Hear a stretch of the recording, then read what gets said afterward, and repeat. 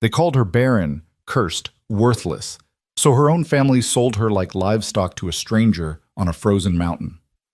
Grace Weller never imagined that the man who bought her for a pouch of coins would be the one to prove everyone wrong. In just 3 days, she'd discover the truth her family never wanted to believe. This is the story of a woman condemned by lies, a widower drowning in grief, and a love that defied an entire town's cruelty. Stay until the end and comment what city you're watching from. I want to see how far Grace's story travels. The winter of 1876 carved through Evergreen Hollow like a blade through bone. Snow fell in sheets so thick that the world beyond 10 feet disappeared into white oblivion, and the wind howled through the valley with a voice that sounded almost human, almost pleading. It was the kind of cold that didn't just freeze your skin, it froze hope itself, turning it brittle and breakable. Grace Weller had stopped feeling the cold hours ago. She trudged behind the wagon, her boots sinking into snow that rose past her ankles with each labored step. The rope around her wrists had rubbed the skin raw, and tiny spots of blood had frozen into dark crystals against the hemp fibers. Her breath came in ragged clouds, and her fingers had gone numb inside her thin gloves. Gloves that had belonged to her mother once, before her mother decided Grace wasn't worth keeping warm anymore. The wagon ahead creaked and groaned under its meager load. Her father, Samuel Weller, sat hunched on the driver's bench, his broad shoulders curved against the wind. He hadn't looked back at her once since they left town 3 hours ago. Not what once. Beside him sat her older brother, Thomas, who kept his eyes fixed firmly on the horizon, as if Grace had already ceased to exist. "Papa," Grace called out, her voice cracking from disuse and cold. "Papa, please." Samuel's shoulders stiffened, but he didn't turn. The reins snapped against the horse's flanks, and the wagon lurched forward a few more feet before the wheels caught in a drift. "Save your breath, girl," her brother muttered without looking at her. "You'll need it for the climb." Grace's chest tightened. The climb. They were taking her up to Carver's Ridge, the desolate stretch of mountainside where only the desperate or the mad chose to live. She'd heard stories about the man who lived up there, Luke Carver, the widower who'd lost his wife and infant son 2 winters past. Some said he'd gone feral with grief. Others whispered darker things, that he'd killed them himself, that their ghosts still wandered his property, that any woman foolish enough to step foot on his land would never leave alive. But Grace knew the real reason they were taking her there. It had nothing to do with ghosts or curses. It had everything to do with the word that had poisoned her life for the past 3 years. Infertile. 3 years ago, Grace had been engaged to Pastor Whitmore's son, a pale, nervous young man named Edmund who'd proposed with all the enthusiasm of someone accepting a jail sentence. The engagement had lasted 6 months before Edmund's mother, the formidable Agnes Whitmore, had summoned the town doctor to examine Grace. Dr. Winters had poked and prodded, asked invasive questions, and finally declared, based on nothing but superstition and prejudice, that Grace's body showed signs of barrenness. The word had spread through Evergreen Hollow like plague. Within a week, Edmund had broken their engagement. Within a month, Grace couldn't walk down Main Street without hearing whispers. Within a year, even the farmhands who'd once smiled at her refused to meet her eyes. Barren, cursed, empty. Her mother had wept at first, raging at the unfairness of it all. But as the months passed and Grace's prospects dwindled to nothing, those tears had dried into something harder. Resentment, shame. And finally, the cold calculation that led to this moment, selling their daughter to a man who didn't care whether she could bear children because he'd already lost the only family he'd ever want. The wagon stopped. Grace nearly collided with it, so lost in her bitter thoughts that she hadn't noticed they'd reached the ridgeline. Her father climbed down from the bench with the stiffness of a man whose joints had frozen solid, and Thomas jumped down after him, stomping his feet to restore circulation. "We're here," Samuel said, and his voice sounded older than Grace remembered. Tired, hollowed out. Grace looked around, her heart sinking.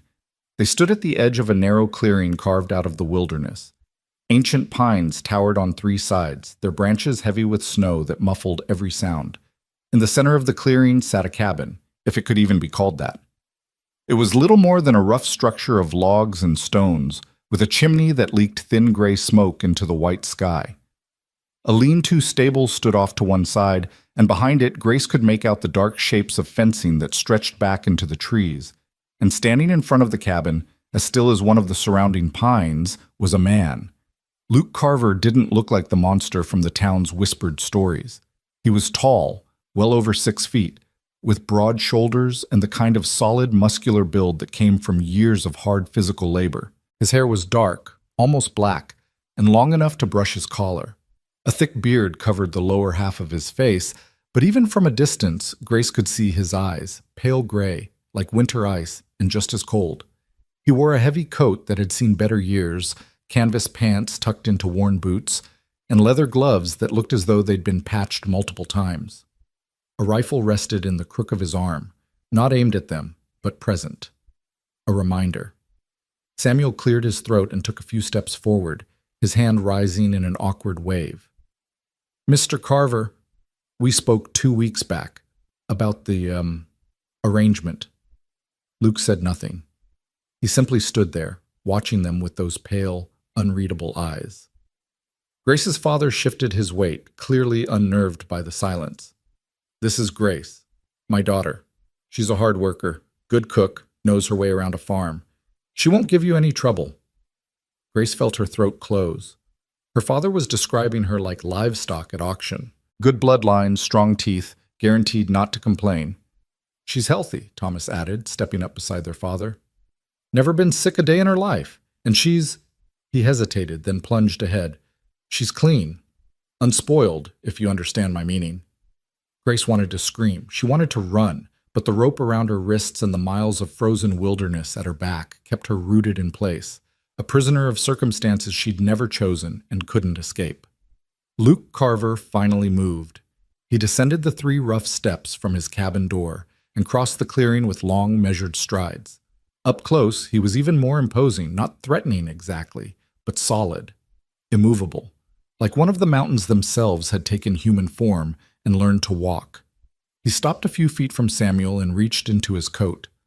For a heart-stopping moment, Grace thought he was going for a weapon, but instead he pulled out a small leather pouch. It jingled softly as he held it out. $50, Luke said. His voice was deep and rough from disuse, like gravel shifting beneath wagon wheels. As agreed. Samuel took the pouch with shaking hands, untied it, and counted the coins inside. Gold glinted dully in the gray light. Grace watched her father's face, saw the relief, the shame, the desperate gratitude all flickering across his weathered features, and something inside her broke so completely she wondered if she'd ever feel whole again. "That's all I'm worth?" The words escaped before she could stop them, her voice barely above a whisper. $50. No one answered. Samuel couldn't meet her eyes. Thomas turned away, suddenly fascinated by the tree line, and Luke Carver simply watched her with that same unreadable expression, as if she were a puzzle he hadn't quite decided whether to solve. Her father pocketed the coins and took a step backward. "She's all yours, then. The arrangement is—" "I know the arrangement," Luke interrupted. His tone wasn't harsh, just final. Conversation over. Samuel nodded rapidly, relieved to be dismissed. He climbed back onto the wagon with unseemly haste, and Thomas followed. Neither of them looked at Grace as Thomas took up the reins. "Papa," Grace said again, and this time her voice cracked completely. "Papa, please, don't do this. Don't leave me here. I'll work harder. I'll prove them wrong about—" "Enough!" Her father's voice cut through her pleading like an axe through kindling. He still wouldn't look at her. "You're a burden we can't afford anymore, Grace. This is better for everyone. You'll have a roof, food, more than you'd get begging on the streets once we're gone." "But I'm your daughter. You're not bearing anyone's children." The words exploded from him, raw and awful. "You're not giving us grandchildren, not bringing another family's support, not doing anything but eating our food and taking up space. At least this way you're useful to someone." The silence that followed was absolute. Even the wind seemed to pause, as if the world itself was holding its breath at the cruelty of what had just been said. Grace felt the words land like physical blows, each one finding a vulnerable place in her heart and tearing it open. Thomas snapped the reins and the wagon lurched into motion. It turned in a wide arc, the horse straining against the snow, and began the long trek back down the mountain. Grace stood frozen, watching them go, her bound wrists hanging uselessly at her waist, and her breath coming in short, painful gasps. They didn't look back. Not once. When the wagon finally disappeared into the white curtain of falling snow, Grace felt her knees start to buckle. But before she could collapse, a hand caught her elbow, firm but not bruising. She looked up, startled, to find Luke Carver standing beside her. "Don't," he said quietly. "Not yet." She didn't understand what he meant until she felt the tears on her cheeks, already freezing in the bitter cold. She hadn't even realized she was crying. Luke released her elbow and pulled a knife from his belt. Grace flinched instinctively, but he simply reached for her bound wrists and sliced through the rope with one clean motion. The hemp fell away, and Grace gasped as blood rushed back into her hands, bringing with it 1,000 needle pricks of pain. "You can walk on your own," Luke said, returning the knife to its sheath. His voice wasn't cruel, not like her father's had been, just tired. So deeply, profoundly tired that Grace recognized it immediately because she'd been carrying that same exhaustion for years. He turned and started back toward the cabin. Grace stood there for a long moment, rubbing feeling back into her raw wrists. She could run, she supposed, make a break for the tree line and take her chances with the wilderness. But she had no coat thick enough for these mountains, no supplies, no knowledge of how to survive alone. She'd freeze to death before nightfall, and part of her whispered that maybe that wouldn't be so terrible. At least it would be her choice. But another part of her, a part that had somehow survived 3 years of shame and cruelty and rejection, refused to give up that easily. "I didn't ask for any of this," Grace thought fiercely, "but I'm not dying in the snow like a wounded animal just because my own family thinks I'm worthless." She took a deep breath, squared her shoulders, and followed Luke Carver toward his cabin. The interior was about what Grace had expected: rough, sparse, functional. A stone fireplace dominated one wall, with a decent fire burning in the hearth. A simple wooden table stood near the center of the room, flanked by 2 chairs that didn't match. Shelves lined the walls, holding basic supplies: canned goods, tools, a few battered books. A ladder led up to a loft where Grace could see the corner of a quilt-covered mattress. It was clean, she noted with some surprise. No dirt tracked across the floor, no dishes piled in the basin, no cobwebs strung across the corners. Whatever else Luke Carver might be, he wasn't living in squalor.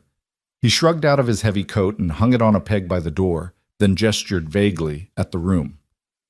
"There's food in the pantry, water in the barrel. Fire needs tending every few hours. I'll be outside most days, seeing to the cattle and horses." Grace slowly unwound her own thin shawl, uncertain where to put it. Luke noticed and pointed to another peg. She hung it there, her hands still trembling from cold and shock. "I didn't agree to this," she said quietly, not looking at him. "They made the deal without asking me, without even telling me until this morning." Luke was silent for a long moment. When Grace finally gathered the courage to glance at him, she found him studying her with those pale gray eyes, not leering or appraising, but simply looking, trying to see who she actually was beneath the shame and the fear. "I didn't ask them," he said finally. "I sent word to town that I needed help with the ranch, someone to manage the house while I handled the stock. Your father came to me with an offer I wasn't expecting. To buy his daughter? To give you somewhere to go when they couldn't stand keeping you anymore." The bluntness of it stole Grace's breath, but there was no cruelty in his tone, just a flat, honest assessment of reality. And somehow, that was worse than if he'd been mocking her. "Why?" Grace asked. "Why agree to it? You could have hired anyone. Why take on someone else's shame?" Luke turned away and began removing his gloves, finger by finger. "Because I know what it's like to be the person nobody wants around, the one whose grief makes everyone uncomfortable. The man who's supposed to move on, forget, find someone new. As if love and loss could be traded in like worn-out boots." He dropped the gloves on the table and finally met her eyes again. "I saw someone who needed a way out," he said simply, "and I have a way. That's all." Grace stood there, trying to process this strange, quiet man who'd bought her like property, but spoke of giving her a way out, who lived alone on a mountain but kept his home clean and warm, who'd lost everything but still had enough compassion left to recognize pain in someone else. "What do you expect from me?" she asked, and hated how small her voice sounded. "What are the terms of this arrangement?" Luke frowned slightly as if the question confused him. "I expect you to help run this place. Cook, clean, mend what needs mending. In exchange, you get food, shelter, and no one asking questions or passing judgment. That's all. That's all? Grace repeated. She'd heard stories about what men expected from women in these situations, about how housekeeper was often code for something much darker. That's all, Luke confirmed. Then he paused, understanding dawning in his eyes. I'm not... He stopped, rubbed a hand over his bearded face, and started again. I'm not looking for that. I'm not going to force anything on you that you don't freely give. This is a business arrangement, nothing more. You keep the house, I keep the ranch, we survive the winter. That's the deal. Grace searched his face for lies and found none, just exhaustion and a bone-deep loneliness that matched her own. All right, she said finally. Then I'll earn my keep. Something that might have been relief flickered across Luke's features. Good. There's stew in the pot if you're hungry. I need to check the fences before dark. He pulled his coat back on and headed for the door, then paused with his hand on the latch. Grace, he said, and it was the first time he'd used her name. I know this isn't what you wanted, but you're not a prisoner here. Come spring, if you want to leave, I'll take you down to the valley, find you passage to wherever you want to go. You have my word. Before Grace could respond, he was gone, the door closing behind him with a soft thud. She stood alone in the cabin, listening to his footsteps crunch through the snow, fading into the distance. Slowly, Grace sank into one of the mismatched chairs. Her wrists still ached where the rope had cut into them. Her feet were soaked through, her dress damp and clinging. She should tend to the fire, find dry clothes, eat something. But for a long moment, she simply sat there, trying to understand what had just happened to her life. 24 hours ago, she'd been in her parents' house, unwanted, certainly, but at least familiar. Now she was on a mountain, in the home of a stranger, with no clear future and no way back to the past. She'd been sold like a piece of furniture, discarded like trash, and told she was worth exactly $50 in gold.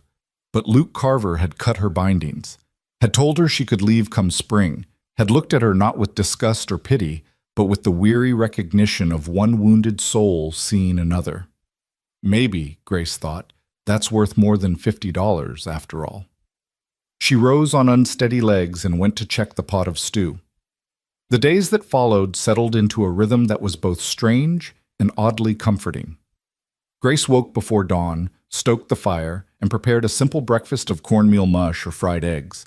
Luke would appear from the loft, where he slept while Grace took the narrow bed tucked behind a curtain in the corner of the main room, eat in silence, and disappear outside to tend his stock. The ranch, Grace discovered, was larger than she'd initially realized. Luke kept a small herd of cattle in a sheltered valley beyond the tree line, along with several horses and a handful of chickens that somehow survived the brutal winters. He'd built an impressive system of shelters and fencing, all of it maintained with the meticulous care of a man who had nothing else to pour his energy into.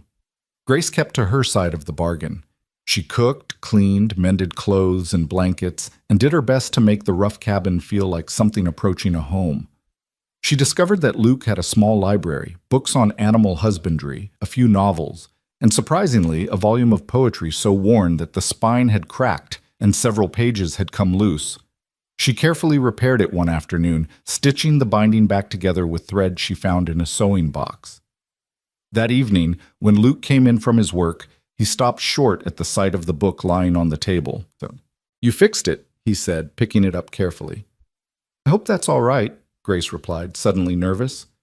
"I know I shouldn't have touched your things without asking, but I saw it was damaged, and I thought it was my wife's," Luke interrupted quietly.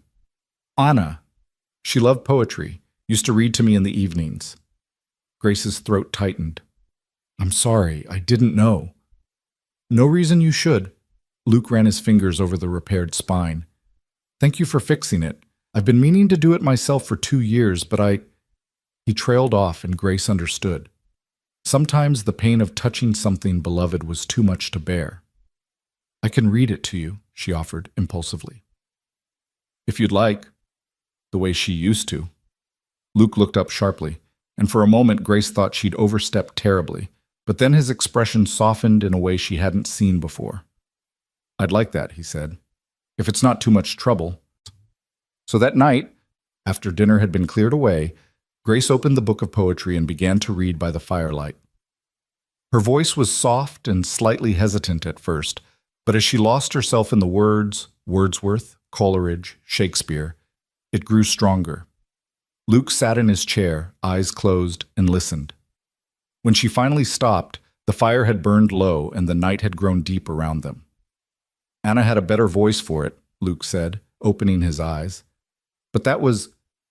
He paused, searching for words. That was good.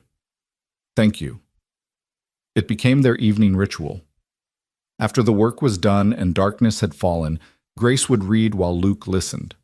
They didn't talk much otherwise. Luke wasn't a talkative man by nature, and Grace had learned over the years that silence was often safer than speech. But the poetry seemed to create a space where they could both exist without the weight of expectation or judgment. 3 weeks into her time at the ranch, a blizzard rolled in. Grace had seen storms before. Living in Evergreen Hollow meant learning to respect winter's fury, but nothing had prepared her for the violence of a mountain blizzard. The wind screamed like something alive and angry, battering the cabin's walls with enough force to make the timbers creak. Snow drove sideways, so thick that Grace couldn't see the tree line only 30 yards away. We'll be snowed in for at least 3 days, Luke said, checking their supplies. Maybe longer. Do you have enough food? Grace asked. For the cattle?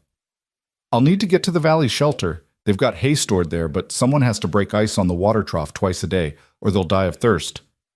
Grace looked at him incredulously. You can't go out in this. You'll freeze to death before you get halfway there. They'll die if I don't. Then I'll come with you. 2 people can work faster than 1, and... No. Luke's voice was flat and final. You're not risking your life for a few head of cattle. They're not just cattle, Grace shot back, surprising herself with her vehemence. They're your livelihood, your life's work, and I'm not sitting here warm and safe while you die trying to save them alone. They stared at each other, locked in a silent battle of wills. Finally, Luke shook his head. You're as stubborn as Anna was, he muttered, but there was something almost like respect in his tone. Fine, but you do exactly what I say, when I say it. Understood?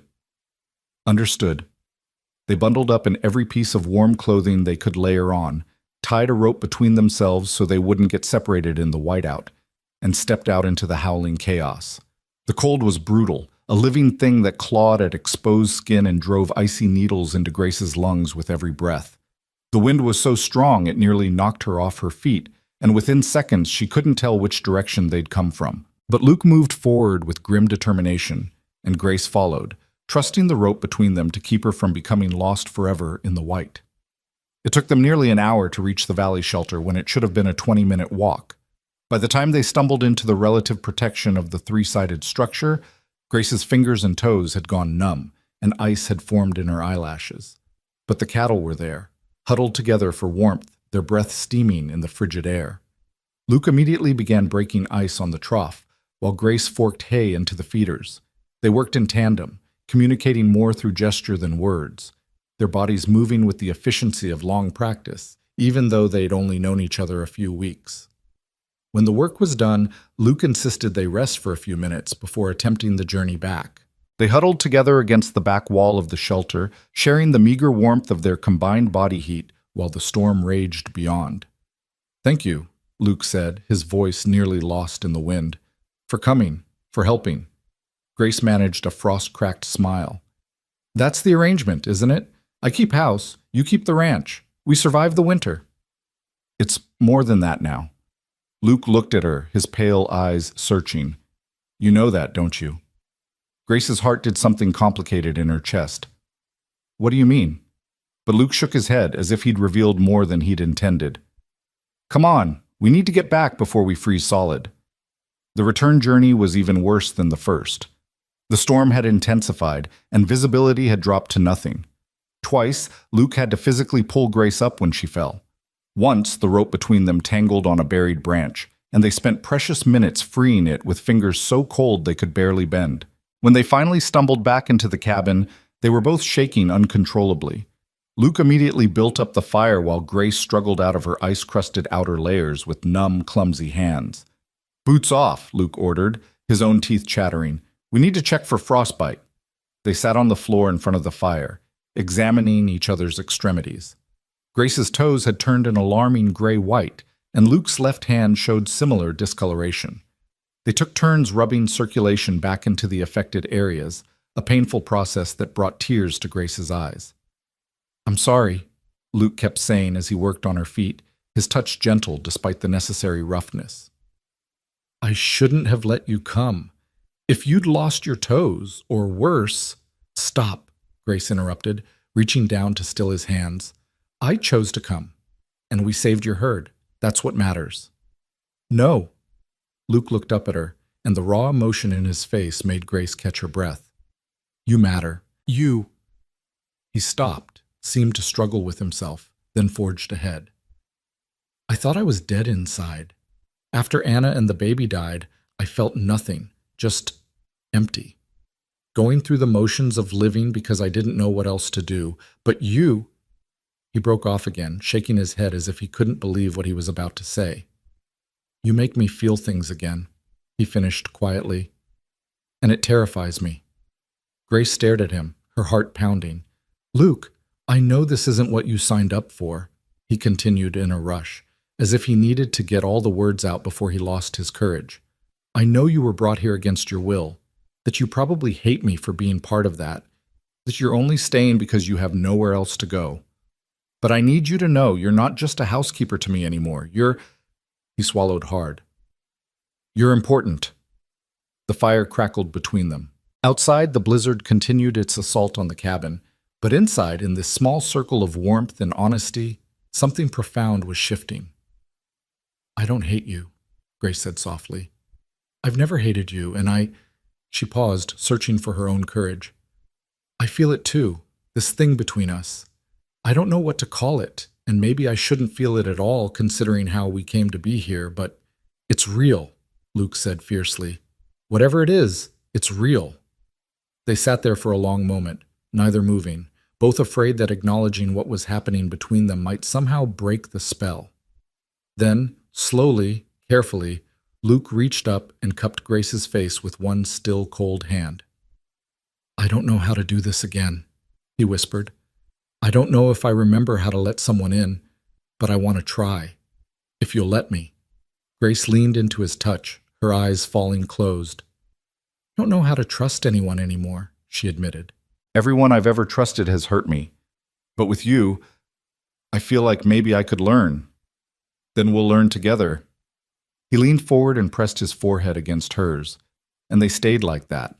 Not kissing, not speaking, just existing in the same space, breathing the same air, allowing themselves to believe that maybe, just maybe, they could be something more than two broken people surviving in the wilderness.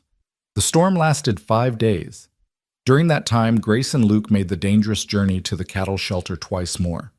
They cooked together, read together, and gradually began talking, really talking, about the lives they'd lived before fate brought them to this mountain. Luke told her about Anna, about their courtship and marriage, about the joy when they'd learned a baby was coming, and the devastation when complications during childbirth took both mother and child in a single, horrible night. "I blame myself," he said quietly one evening as they sat by the fire.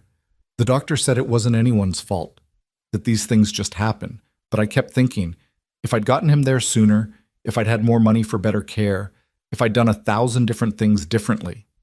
"It wasn't your fault," Grace said firmly, taking his hand. "Sometimes terrible things happen, and there's no reason for them. No one to blame, just loss." Luke squeezed her fingers. "Tell me about your loss."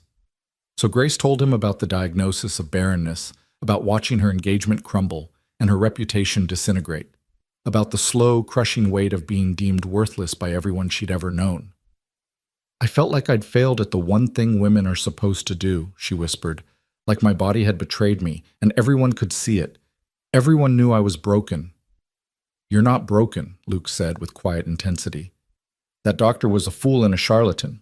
There's nothing wrong with you, Grace, nothing." "How can you know that?" "Because I've been living with you for a month, and I see a woman who's strong, capable, kind, and more resilient than anyone I've ever met. A woman who risks her life in a blizzard to save cattle that aren't even hers. A woman who can repair books and cook a decent stew and read poetry, like it's music." He paused. A woman worth a hell of a lot more than $50. Grace felt tears prick her eyes. You really believe that? I know it. The blizzard finally broke on the sixth day, and the world outside transformed into a winter wonderland, beautiful and deadly in equal measure. Luke spent long hours digging them out, clearing paths to the woodpile, the well, and the barn. Grace worked beside him when she could, but mostly she focused on maintaining the cabin's warmth and ensuring they had food enough to restore their depleted energy. As January turned to February, something unspoken but unmistakable bloomed between them. Luke started lingering at breakfast, reluctant to head out to his work. Grace found herself humming as she went about her chores, a sound the cabin hadn't heard in years. They began sitting closer together during the evening readings, until one night Luke simply put his arm around her shoulders and Grace leaned into his warmth without a word being spoken. They were healing each other, Grace realized. Two people so wounded they'd stopped believing in anything beyond survival, slowly discovering that maybe there was more to life than just enduring. But Grace couldn't quite shake the shadow of her past. The word barren still echoed in her mind, a curse she couldn't escape. What would Luke think when he realized she could never give him children? Would he start to resent her the way Edmund had? Would he look at her one day with the same disgust her father had shown? One night, unable to sleep, Grace slipped out of bed and went to stand by the window. The moon was full, painting the snow-covered world in shades of silver and blue. It was beautiful, and so lonely it made her chest ache. Can't sleep? Luke's voice came from behind her, soft so as not to startle. Grace shook her head. Too many thoughts. Want to share them? She hesitated, then decided he deserved the truth. All of it. When we first met, you said this was just a business arrangement, she began slowly. That come spring, I could leave if I wanted, but things have changed between us. I think you feel it too. I do, Luke confirmed, moving to stand beside her.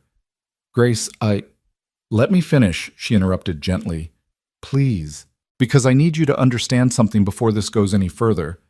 She took a deep breath. I can't have children, Luke. At least that's what everyone believes. And if this becomes more than it is now, I need you to know that, to understand what you'd be giving up. Luke was quiet for a long moment. Then, do you believe it? The question caught her off guard. What? Do you believe you're barren? Or do you believe what a small-town quack told you based on nothing but superstition and prejudice? Grace blinked. I don't know. Maybe? Dr. Winters seems certain. Dr. Winters is an idiot who probably couldn't diagnose a cold if the patient was coughing in his face, Luke said bluntly. Anna and I tried for 3 years before we finally conceived. By your town's logic, one or both of us would have been declared barren. But we weren't. We just needed time. But what if they're right? Grace pressed, needing him to understand. What if I really can't? Then we don't have children, Luke said simply. Grace, I'm not with you because I want heirs or because I need someone to carry on the family name. I'm with you because you make me want to wake up in the morning.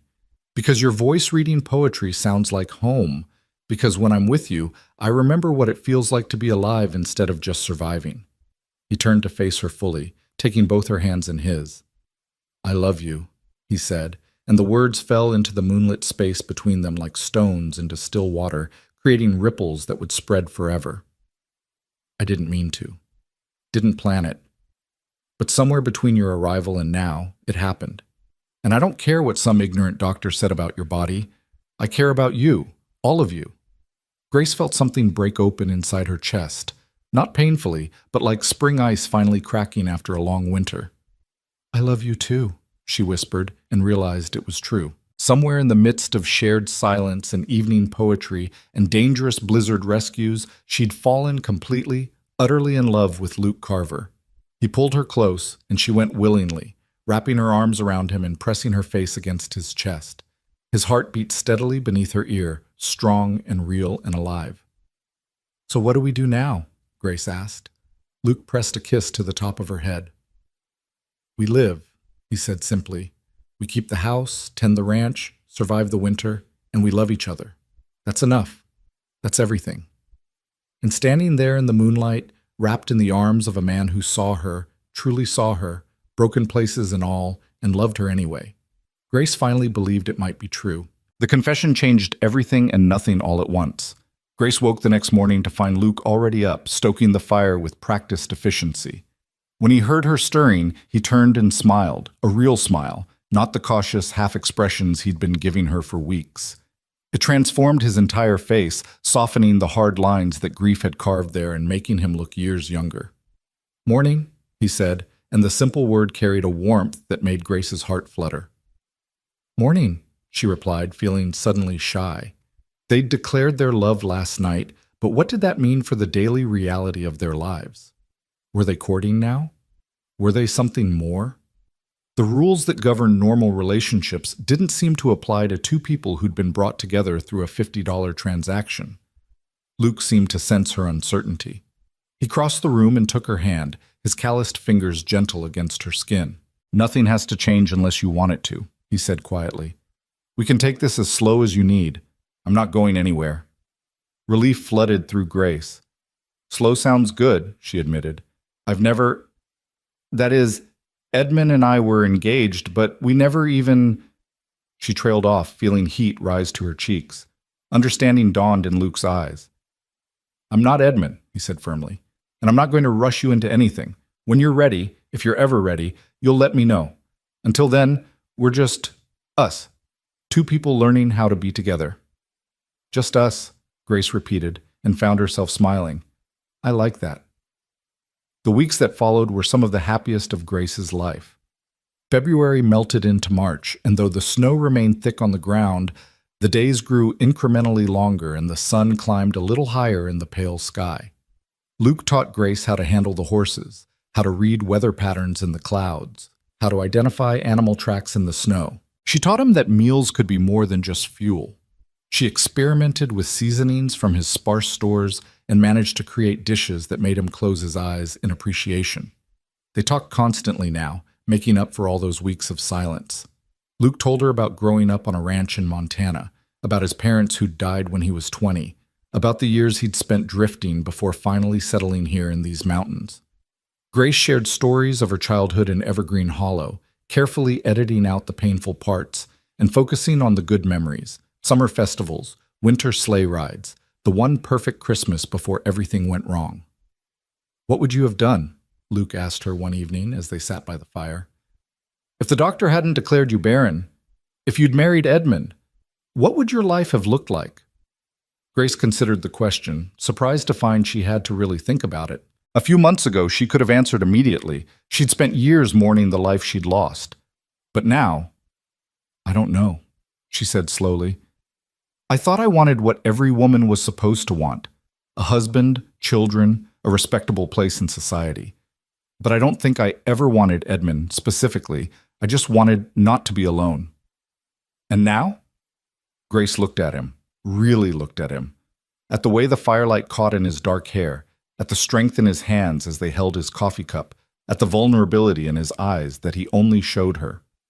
"Now I think maybe I was looking for the wrong things," she said softly. "Maybe having the life everyone expected wasn't as important as finding someone who actually saw me, someone who didn't look at me like I was broken." "You were never broken," Luke said, not for the first time, but now Grace was starting to believe it. They kissed for the first time on a morning in mid-March, when the wind had finally stopped its incessant howling and the world outside lay hushed beneath fresh snow. Grace had been reaching for her shawl, preparing to go collect eggs from the chicken coop, when Luke caught her hand and spun her gently around to face him. "I've been wanting to do this," he murmured, giving her time to pull away if she wanted to. But Grace didn't want to pull away. She lifted her face to his, her heart hammering, and when his lips met hers, it felt like coming home. The kiss was gentle, almost reverent, Luke's beard soft against her skin, his hand cradling the back of her head like she was something precious. When they finally pulled apart, Grace found herself breathless and smiling. "I've been wanting you to do that too," she admitted. From then on, affection became as natural as breathing. Luke would drop kisses on her temple as he passed behind her chair. Grace would rest her hand on his shoulder while he worked on mending a harness. They fell asleep in each other's arms more nights than not, Luke having abandoned the loft entirely to share Grace's bed, though they did nothing more than hold each other and talk in the darkness until sleep claimed them. "I want to marry you," Luke said one night, his voice rumbling through his chest where Grace's head rested. "Properly. Not this strange arrangement your father forced on us, but a real marriage. When the snow melts and the pass opens, we could go down to the valley. Find a preacher. Make it official." Grace's breath caught. "You want to marry me?" "More than I've wanted anything in a long time." Luke's arms tightened around her. "I know it's fast. I know we've only really been together a couple months, but when you've lost as much as I have, you learn not to waste time. Life's too short and too uncertain. I love you, Grace Weller. I want to build a life with you. Will you marry me?" Tears pricked Grace's eyes, happy tears for once. "Yes," she whispered. "Yes, I'll marry you." They sealed the promise with a kiss that started gentle and grew more heated, Luke's hands tangling in Grace's hair while she clutched at his shoulders. When they finally broke apart, both breathing hard, Luke rested his forehead against hers. "We should stop," he said, though he made no move to let her go. "Why?" Grace asked, genuinely curious. "Because I want to do this right. I want to marry you first, make you my wife in truth before—" He broke off, clearing his throat roughly. Grace felt a surge of affection for this complicated man who could be so tender despite all his roughness, who wanted to honor her even though they already lived together and loved each other. "I appreciate that," she said softly. "But Luke, we're already living as husband and wife in every way that matters except one, and I don't want to wait anymore." Luke pulled back to look at her, his gray eyes searching. "You're sure?" "I'm sure." Grace reached up to cup his face, her thumb tracing the line of his cheekbone. "I trust you. I love you. And I'm tired of letting other people's rules dictate what I can and can't do with my own life." Something flickered in Luke's expression. Desire, yes, but also a deeper emotion that made Grace's heart swell. "Then come here," he said, his voice dropping to a rough whisper that sent shivers down her spine. What followed was tender and occasionally awkward, both of them fumbling through nerves and inexperience. But it was also beautiful in its honesty, two people choosing each other, despite everything that had tried to keep them apart. When it was over, Grace lay in Luke's arms, feeling more whole than she'd ever felt in her life. "I love you," she murmured against his chest. "I love you too," Luke replied, pressing a kiss to her hair. "My Grace. My Grace." The possessiveness in those words should have scared her, should have made her bristle at being claimed. But instead, they made her feel safe, protected, like she finally belonged somewhere. She fell asleep with a smile on her face, warm and loved, and completely at peace. 3 days later, Grace woke up nauseated. At first, she dismissed it as something she'd eaten. Perhaps the venison from the previous night hadn't been as fresh as she'd thought. But when the nausea struck again the next morning and the morning after that, a different possibility began to whisper at the edges of her consciousness. No, it couldn't be. The doctor had said, but Dr. Winters was a fool, Grace reminded herself, echoing Luke's words. And it had been 3 weeks since that first night together. 3 weeks of falling asleep in Luke's arms and waking to his kisses, of learning each other's bodies and discovering that passion could be gentle and wild all at once. Grace pressed a trembling hand to her stomach. Could it be possible? Could her body, the body that everyone had declared broken and useless, actually be carrying a child? She didn't tell Luke, not yet. She needed to be sure, and she needed time to process what this might mean. If she was wrong, if this was just illness or her imagination playing tricks, she didn't want to give him false hope. And if she was right, Grace's mind spun with possibilities and fears. What if the pregnancy didn't take? What if something went wrong, the way it had with Anna? What if Grace's body really was broken, and this was just a cruel trick of fate? But as the days passed and her symptoms persisted, the nausea, the exhaustion, the strange tenderness in her breasts, doubt slowly transformed into cautious hope. And when she realized her monthly bleeding was over a week late, hope bloomed into something closer to certainty. She was pregnant. Against all odds, despite every dire prediction and medical pronouncement, Grace Weller was carrying a child. The realization struck her one morning as she stood at the window, watching Luke work with one of the horses in the paddock. Her hand drifted to her stomach, and for the first time she allowed herself to feel the full weight of joy and terror that came with this knowledge. A baby. Luke's baby. Proof that she wasn't broken after all, that her body was capable of this most fundamental miracle, but also proof that Dr. Winters had been wrong, that her family had sold her based on a lie, that she'd spent 3 years believing herself worthless for no reason at all. The anger came then, swift and bitter. How dare they? How dare Dr. Winters pronounce judgment on her fertility based on nothing but his own prejudice? How dare her parents believe him without question, without even trying to get a second opinion? How dare Edmund look at her with disgust and pity, as if she were something less than human?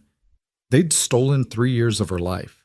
3 years of shame and isolation and crushing loneliness, all because of one man's incompetent diagnosis and an entire town's willingness to believe the worst of her.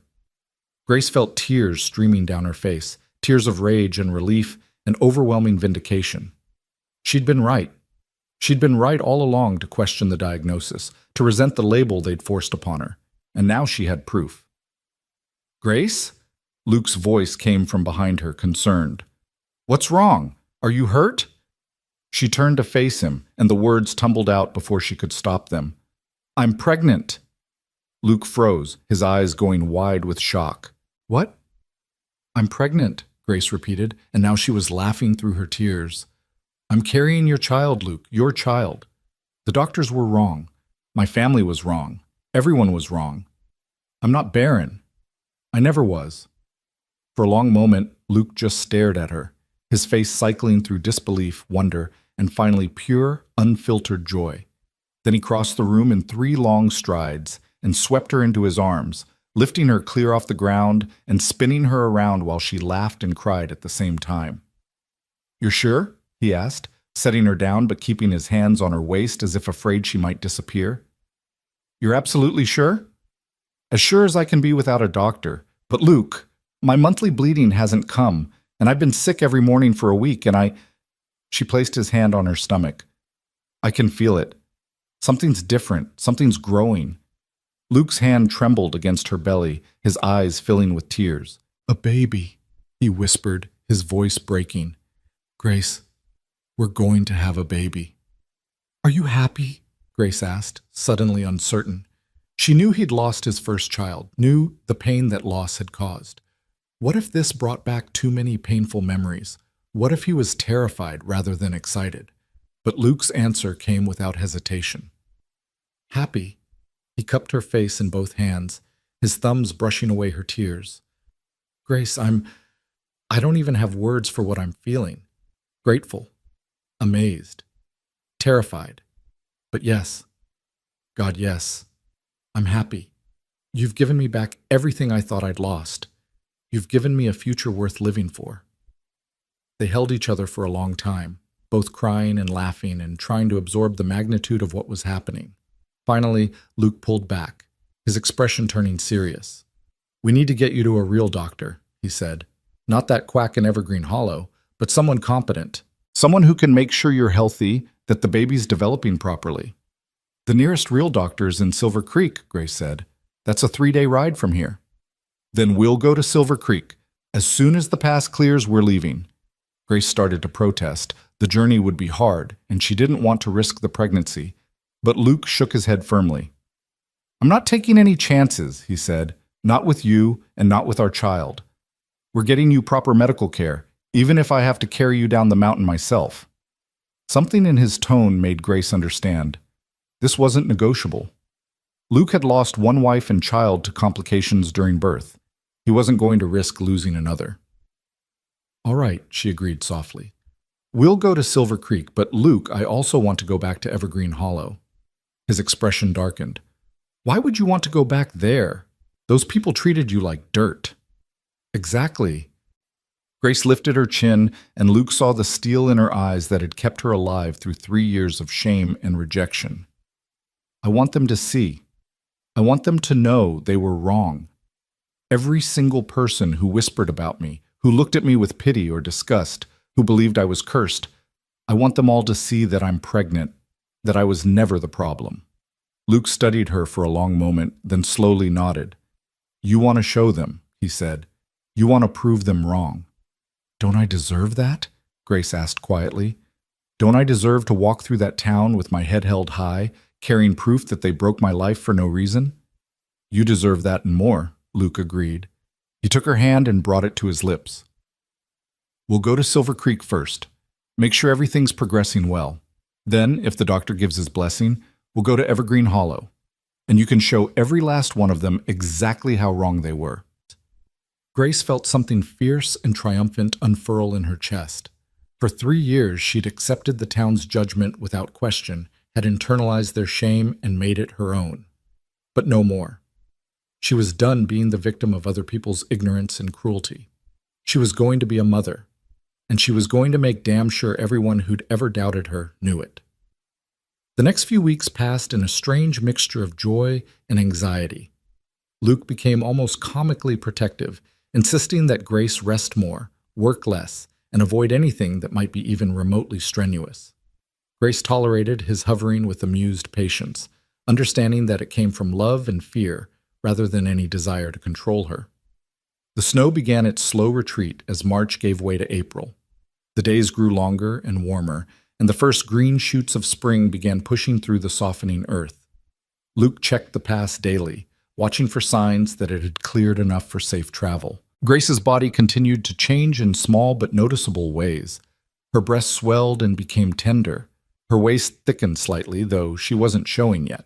The morning nausea persisted but wasn't unbearable, and she found that dry bread and weak tea helped settle her stomach. One evening, as they lay together in bed, Luke's hand resting protectively on her stomach, Grace asked the question that had been haunting her since she'd confirmed the pregnancy. "What if something goes wrong?" she whispered into the darkness. "What if I lose the baby? What if something happens during the birth, like it did with Anna?" Luke was quiet for a long moment, his thumb tracing gentle circles on her belly. "Then we'll face it together," he said finally.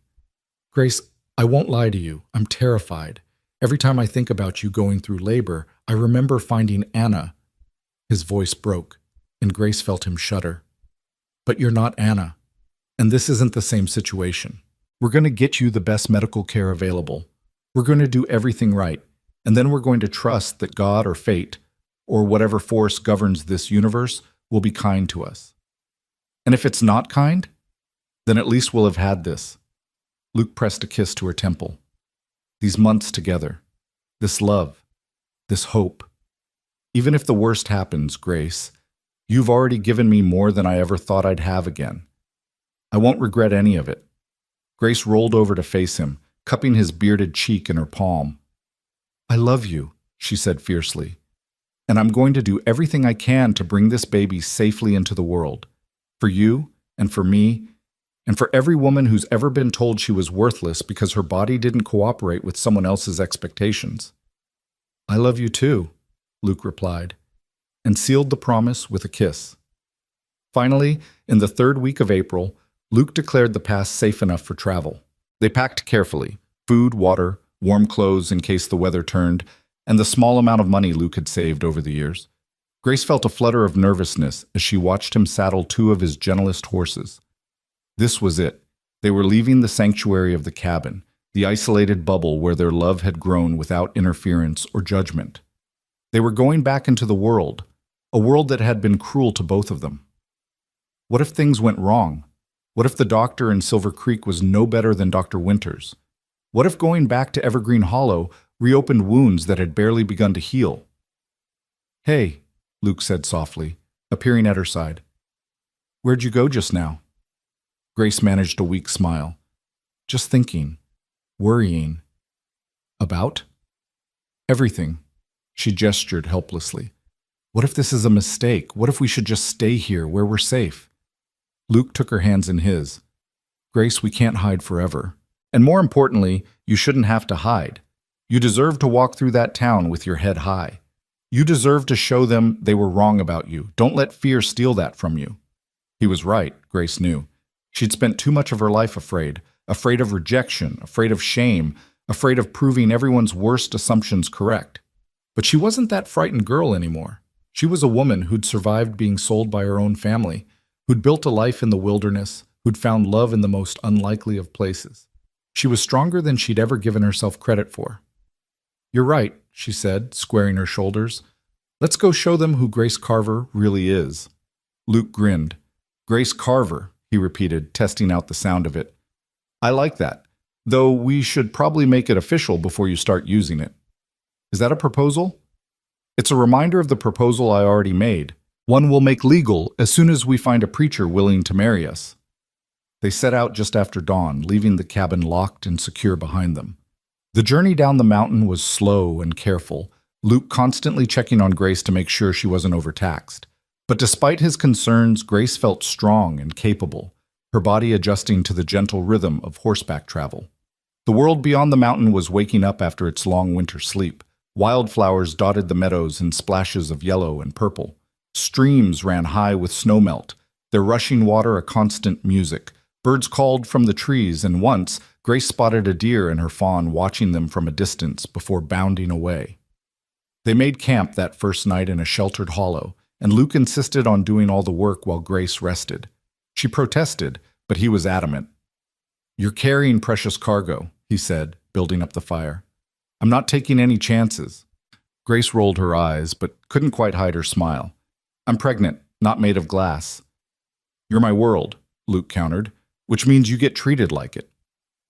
They reached Silver Creek late on the afternoon of the third day. The town was larger than Evergreen Hollow, with actual paved streets and brick buildings that spoke of prosperity and permanence. Luke asked around and was directed to Dr. Harrison, a middle-aged physician with kind eyes and a reassuring manner. Grace's hand shook as they entered his office. What if he examined her and declared that something was wrong? What if the baby wasn't developing properly? What if he confirmed all her worst fears? But Dr. Harrison was thorough and gentle, asking questions about her symptoms and medical history, while Luke sat nearby, his hand gripping hers tightly. When Grace mentioned Dr. Winter's diagnosis of barrenness, Harrison's eyebrows rose. "Based on what evidence?" he asked. I don't know," Grace admitted. He never really explained, just said my body showed signs of it." Harrison shook his head in disgust. "Quackery," he muttered. "Pure quackery." "Miss Weller, Mrs. Carver," Luke interrupted firmly, though they hadn't actually married yet. "Or soon to be."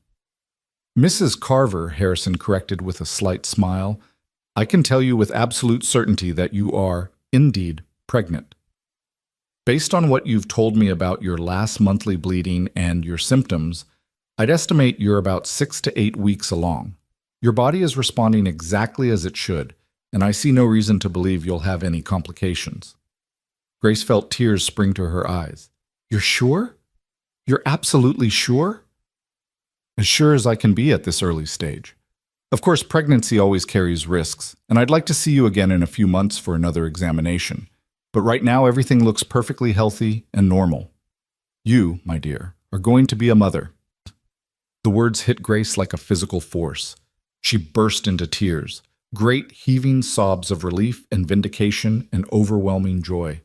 Luke pulled her into his arms, and she felt his own tears dampening her hair as he held her. "Thank you," Luke said hoarsely to Dr. Harrison. "Thank you for telling us the truth." Harrison looked at them with sympathy and understanding. "Someone should have told her the truth years ago," he said quietly. "Whoever diagnosed her as barren did her a grave disservice. I'm sorry you had to carry that burden for so long, Mrs. Carver." They stayed in Silver Creek for 2 more days, resting and gathering supplies for the next leg of their journey. Luke used some of their precious savings to buy Grace a new dress, something pretty and feminine that made her feel beautiful instead of broken. He also purchased a simple gold band from the town jeweler. "For when we make it official," he said, slipping it onto her finger. It fit perfectly. On the 3rd morning, they set out for Evergreen Hollow. As they rode, Grace felt her anxiety building. She hadn't seen her family or the town in almost 5 months. What would they say when they saw her? Would they even believe she was pregnant, or would they accuse her of lying? Would her mother show any remorse for what she'd done, or would she stand by the decision to sell her daughter? "We don't have to do this," Luke said, sensing her tension. "We can turn around right now, go back to the mountain, and never look back." Grace considered it, truly considered it. It would be so easy to just disappear, to build their life in isolation and forget that Evergreen Hollow had ever existed. But that would mean letting them win. It would mean accepting that she was the one who should be ashamed when they were the ones who'd failed her so completely. "No," she said firmly. "I need to do this. I need them to see." They reached Evergreen Hollow just as the sun was setting, painting the sky in shades of gold and pink. The town looked exactly as Grace remembered, the white church steeple rising above the other buildings, the general store with its familiar painted sign, the row of neat houses where respectable families lived their respectable lives. Grace had spent 22 years in this town, and in the end, it had chewed her up and spit her out without a second thought. They rode down Main Street slowly, deliberately. People stopped what they were doing to stare. Grace saw Mrs. Henderson's jaw actually drop. She saw Thomas Parker, who'd once asked to court her before the diagnosis, go pale and turn away. She saw Agnes Whitmore's eyes narrow with calculation and malice. Luke reached over and squeezed Grace's hand. "Head high," he murmured. "You've got nothing to be ashamed of." Grace lifted her chin and stared right back at the gawking townspeople. Let them look. Let them wonder. Let them realize what they'd thrown away. They reined in at the town square right in front of the general store where the most people would see them. A crowd was already gathering, drawn by the spectacle of Grace Carver, returning from the dead, so to speak. Grace's mother pushed through the crowd, her face twisted with anger and confusion. "Grace," she said uncertainly, "what are you doing here? Who said you could come back?" "I don't need anyone's permission," Grace replied, her voice steady despite the pounding of her heart. "I came to show you something, Mother. Something you need to see." She dismounted carefully, Luke immediately at her side to steady her. Then, with deliberate slowness, she placed both hands on her still flat stomach and smiled. "I'm pregnant," she announced loudly enough for everyone to hear. 2 months along. Dr. Harrison in Silver Creek confirmed it just 3 days ago." The crowd erupted in whispers and gasps. Grace's mother went white as snow. "That's impossible," she breathed. "Dr. Winters said—" "Dr. Winters was wrong," Grace interrupted, her voice ringing with conviction. "He was wrong, and you believed him without question. You sold me, your own daughter, because one incompetent doctor made a diagnosis based on nothing but prejudice and ignorance. And now here I stand carrying proof that I was never broken at all, that you threw me away for no reason." The silence that followed Grace's declaration was deafening, every eye in the square fixed on her stomach, as if they could see through the fabric of her dress to the life growing inside. Grace felt Luke's presence like a wall of strength behind her, his hand resting protectively on her lower back. Her mother's face cycled through a dozen emotions in as many seconds: shock, disbelief, shame, and finally, a desperate attempt at denial. "You're lying," she said, but her voice wavered. "You're making this up to embarrass us, to—" "Why would I lie?" Grace cut her off, her voice calm but edged with steel. "What would I possibly gain from it? I'm stating a simple fact, Mother. I'm pregnant. My husband and I are expecting a child in November." "Husband?" Her mother's eyes darted to Luke, taking in his rough appearance, his protective stance. "You married this stranger?" "This man saved me," Grace corrected. "When my own family sold me like livestock, he gave me a home, a life. And yes, love, something I never found in this town despite living here for 22 years. Agnes Whitmore pushed her way to the front of the crowd, her thin face pinched with suspicion. "Dr. Winters was very clear about your condition," she said loudly, addressing the crowd as much as Grace. "He examined you thoroughly. Are you suggesting that our town physician, a man with decades of experience, was somehow mistaken?" "I'm not suggesting anything," Grace replied, meeting the older woman's hostile gaze without flinching. "I'm stating a fact. Dr. Winters was wrong. And if you doubt me, I invite you to write to Dr. Harrison in Silver Creek. He'll confirm everything I've said." "Or perhaps this Dr. Harrison is simply telling you what you want to hear," Agnes shot back. "Perhaps you've convinced yourself of something that isn't true because you can't accept your own inadequacy." Luke's hand tightened on Grace's back, and she felt the tension radiating from him. Before he could speak, though, Grace held up a hand to stop him. This was her fight. "Mrs. Whitmore," she said softly, and something in her tone made the crowd lean in to hear. I've spent 3 years listening to people like you tell me what I am, what I'm capable of, what my body can and cannot do. 3 years of being treated like I was cursed, broken, worthless. And I believed you, all of you. I internalized your shame and made it my own. She took a step forward and Agnes actually stepped back. But I'm done believing your lies, Grace continued, her voice growing stronger. I'm done accepting your judgment. Dr. Harrison is a respected physician in a town 3 times the size of this one. He examined me thoroughly and confirmed what I already knew in my heart. I'm carrying a healthy child. And if you choose not to believe that, Mrs. Whitmore, that says far more about you than it does about me. A murmur ran through the crowd. Grace saw some faces still twisted with doubt, but others, particularly some of the younger women, were looking at her with something that might have been admiration or hope. Thomas appeared then, pushing through the onlookers with their father shuffling behind him. Samuel Weller looked older than Grace remembered, his shoulders hunched and his face haggard.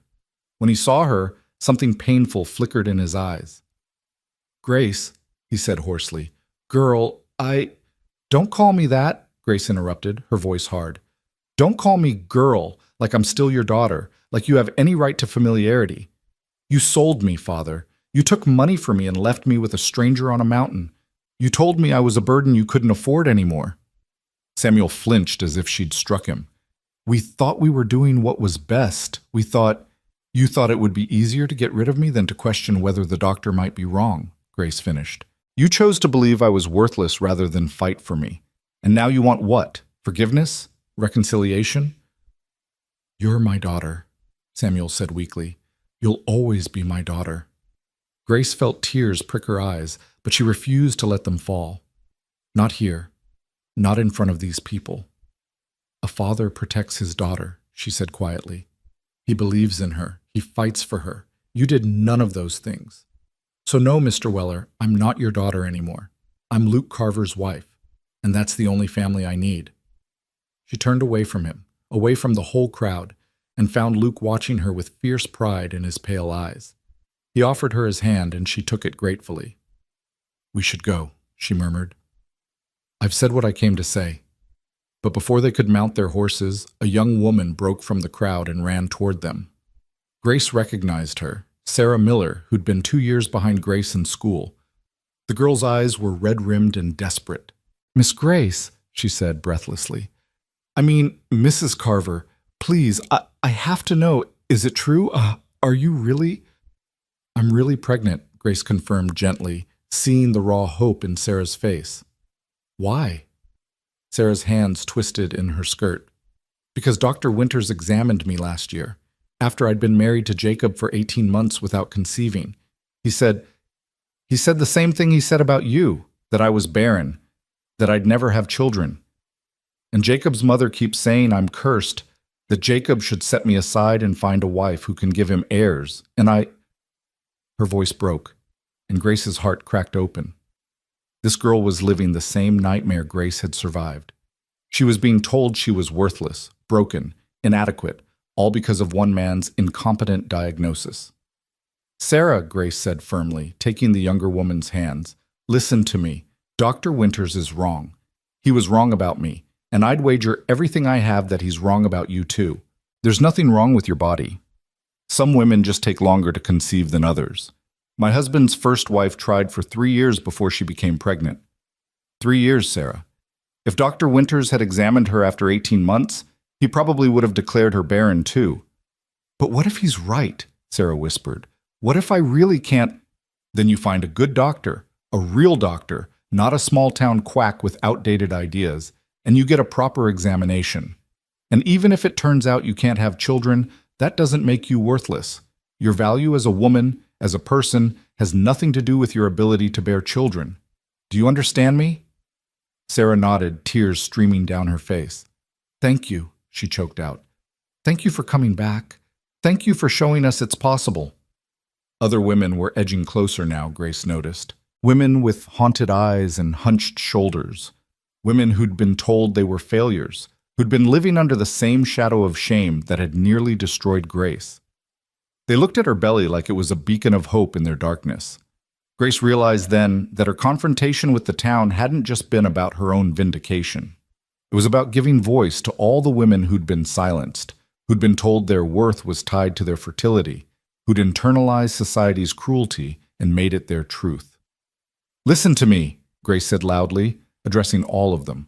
"All of you. Don't let anyone, not doctors, not your families, not even your husbands, tell you what you're worth. Don't accept their labels or their limitations. Your bodies are your own. Your lives are your own. And you deserve better than to be judged by such a narrow, cruel standard." Agnes Whitmore made a sound of disgust. "This is exactly the kind of dangerous thinking that ruins young women," she announced. "Filling their heads with ideas above their station, making them question their betters." "Their betters?" Grace rounded on her, all the anger she'd been holding back finally breaking free. "You mean men like Dr. Winters, who make diagnoses based on superstition? Men like your son, who broke our engagement because he was too weak to stand up to you? People like you who take pleasure in other women's suffering because it makes you feel superior?" Agnes's face turned purple. "How dare you?" "I dare because I have nothing left to lose," Grace shot back. "You already took everything from me, my reputation, my future, my family. But I built a new life anyway. I found love anyway. And now I'm going to have a child anyway. So your opinion, Mrs. Whitmore, means absolutely nothing to me." The crowd was utterly silent now, watching this confrontation with wide eyes. No one in Evergreen Hollow ever spoke to Agnes Whitmore like this. The woman was practically royalty in this small town, her husband being the pastor and her family one of the oldest and most respected. But Grace was done being afraid. Agnes drew herself up to her full height, which was still several inches shorter than Grace. "You'll regret this insolence," she said coldly. "Mark my words, Grace Weller, you'll come crawling back here begging for forgiveness when that mountain man tires of you, when that baby, if there even is a baby, comes into the world and you realize you can't manage alone." "I won't be alone," Grace said quietly. "I have Luke, and that's more than enough." She turned back to her horse, done with this conversation, done with this town. But then a voice called out from the crowd, a voice she'd never expected to hear defending her. "She's telling the truth." Everyone turned to stare as Edmund Whitmore stepped forward, his pale face flushed and his hands trembling. His mother looked at him in shock. "Edmund, what are you—" "She's telling the truth, Mother," Edmund repeated, louder this time. His eyes met Grace's, and she saw guilt and shame written plainly there. "I've known for years that Dr. Winters was wrong about Grace. I heard him talking to Father once, after he examined her. He admitted he had no real basis for his diagnosis. He just said it because—" Edmund's voice dropped. "Because you told him to." The crowd erupted in shocked whispers.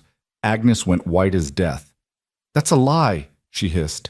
"Edmund, you're confused. "I'm not confused," Edmund said. And for the first time since Grace had known him, there was steel in his voice. "You told Dr. Winters that the Weller family wasn't good enough for us, that Grace wasn't good enough for me. You said you needed a reason to break the engagement that wouldn't make our family look bad. So he gave you one. He declared her barren based on nothing, absolutely nothing, and you used it to destroy her life." Grace felt the world tilt beneath her feet. She'd known Dr. Winters was incompetent, but this was malicious. This was deliberate cruelty. Luke's arm came around her waist, holding her steady. "Are you saying," he said, his voice dangerously quiet, "that your mother paid a doctor to lie about my wife's fertility? To brand her as barren, knowing it would ruin her life?" "I'm saying exactly that," Edmund confirmed. He looked at Grace with tears in his eyes. "I'm so sorry, Grace. I should have spoken up years ago. I should have told the truth, but I was a coward. I let my mother control me, and I let her destroy you. I'll never forgive myself for that." Agnes was shaking with rage. "You ungrateful, disloyal, how dare you air our family's private business in front of the entire town? How dare you side with this nobody over your own mother?" "Because it's the right thing to do," Edmund said simply. "Something I should have done 3 years ago." Grace stared at him, trying to process this revelation. Agnes Whitmore hadn't just believed Dr. Winters' diagnosis. She'd orchestrated it. She deliberately destroyed Grace's life because she didn't think the Weller family was good enough to marry into the prestigious Whitmore line. The rage that filled Grace then was unlike anything she'd ever felt. It burned through her veins like wildfire, consuming every other emotion until all she could feel was pure, incandescent fury. "You destroyed my life," she said, her voice shaking. "You took 3 years from me. 3 years of shame and isolation and pain. You made me believe I was worthless, broken, cursed. You made my own family sell me like property, all because you thought I wasn't good enough for your son." Agnes lifted her chin defiantly. "I was protecting my family," she said, "protecting our legacy. The Whitmores don't marry beneath their station." "Your station?" Grace laughed, but there was no humor in it. "You're the wife of a small-town pastor, Mrs. Whitmore. You're not nobility. You're not royalty. You're just a cruel, petty woman who gets her power from making other people feel small." She took a step closer, and Agnes actually backed away. "But here's what you don't understand," Grace continued. "You didn't break me. You tried. God knows you tried. But you failed. I survived your cruelty. I built a new life. I found real love with a real man who sees my worth without needing to tear anyone else down. And now I'm carrying his child. Proof that you and your lies have no power over me anymore." Agnes's face twisted with impotent rage. "You think you've won?" she spat. "You think coming back here, flaunting your condition, somehow vindicates you? You're still nothing, Grace Weller. Still a nobody from nowhere playing at being important." "Maybe," Grace agreed, "but I'm a nobody who's happy, who's loved, who's building a life that matters. Can you say the same, Mrs. Whitmore? Can you honestly say that all your status and respectability has brought you joy? Or are you just bitter and alone, clinging to your pride because it's all you have left?" The words landed like physical blows. Her carefully maintained composure finally cracked. For just a moment, she looked old and tired and desperately unhappy. Then the mask slammed back into place. "Get out," Agnes said coldly. "Get out of our town and don't come back. You're not welcome here." "I wouldn't stay if you paid me," Grace replied. She turned to address the crowd one final time. "To anyone who's been told they're not enough, by doctors, by family, by people like her, don't believe it. You are enough. You've always been enough, and anyone who can't see that doesn't deserve a place in your life." She mounted her horse with Luke's help, every eye in the square watching her. As they prepared to ride out, Grace's father took a halting step forward.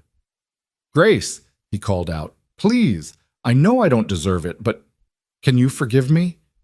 Grace looked down at him from her horse, this man who'd raised her and then sold her, who'd told her she was worthless, and then walked away without looking back. She felt Luke's questioning gaze on her, knew he'd support whatever she decided. "I don't know," she said honestly.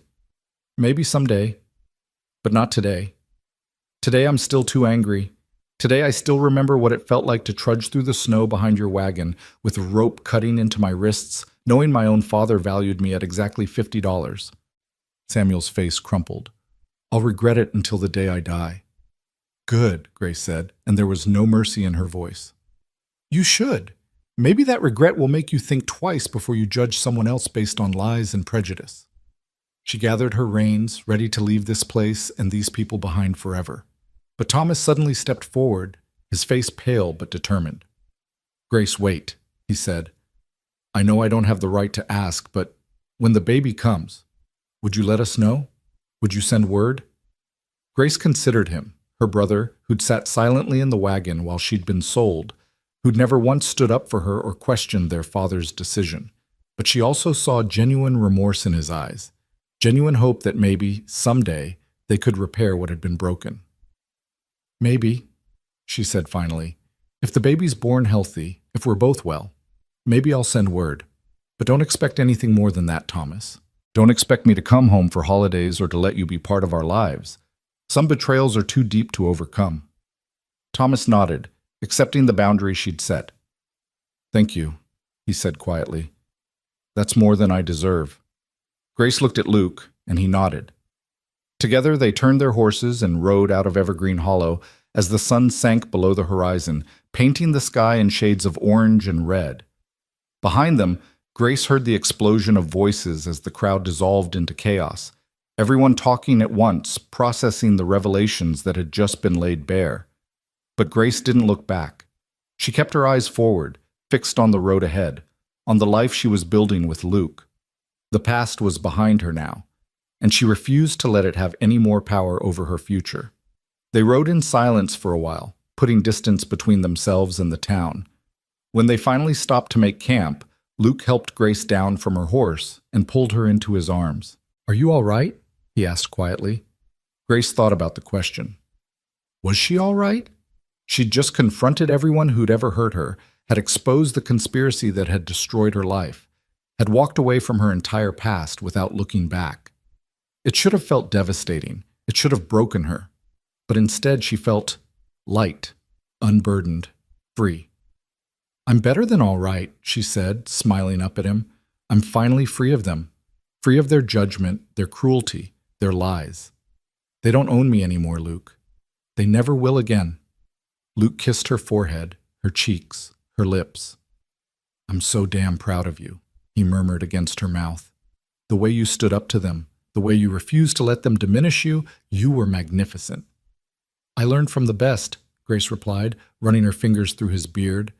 "You showed me what it means to survive with dignity, what it means to build a life on your own terms instead of accepting what other people think you deserve." They made camp in a small clearing off the road, building a fire and sharing a simple meal of dried meat and hard bread.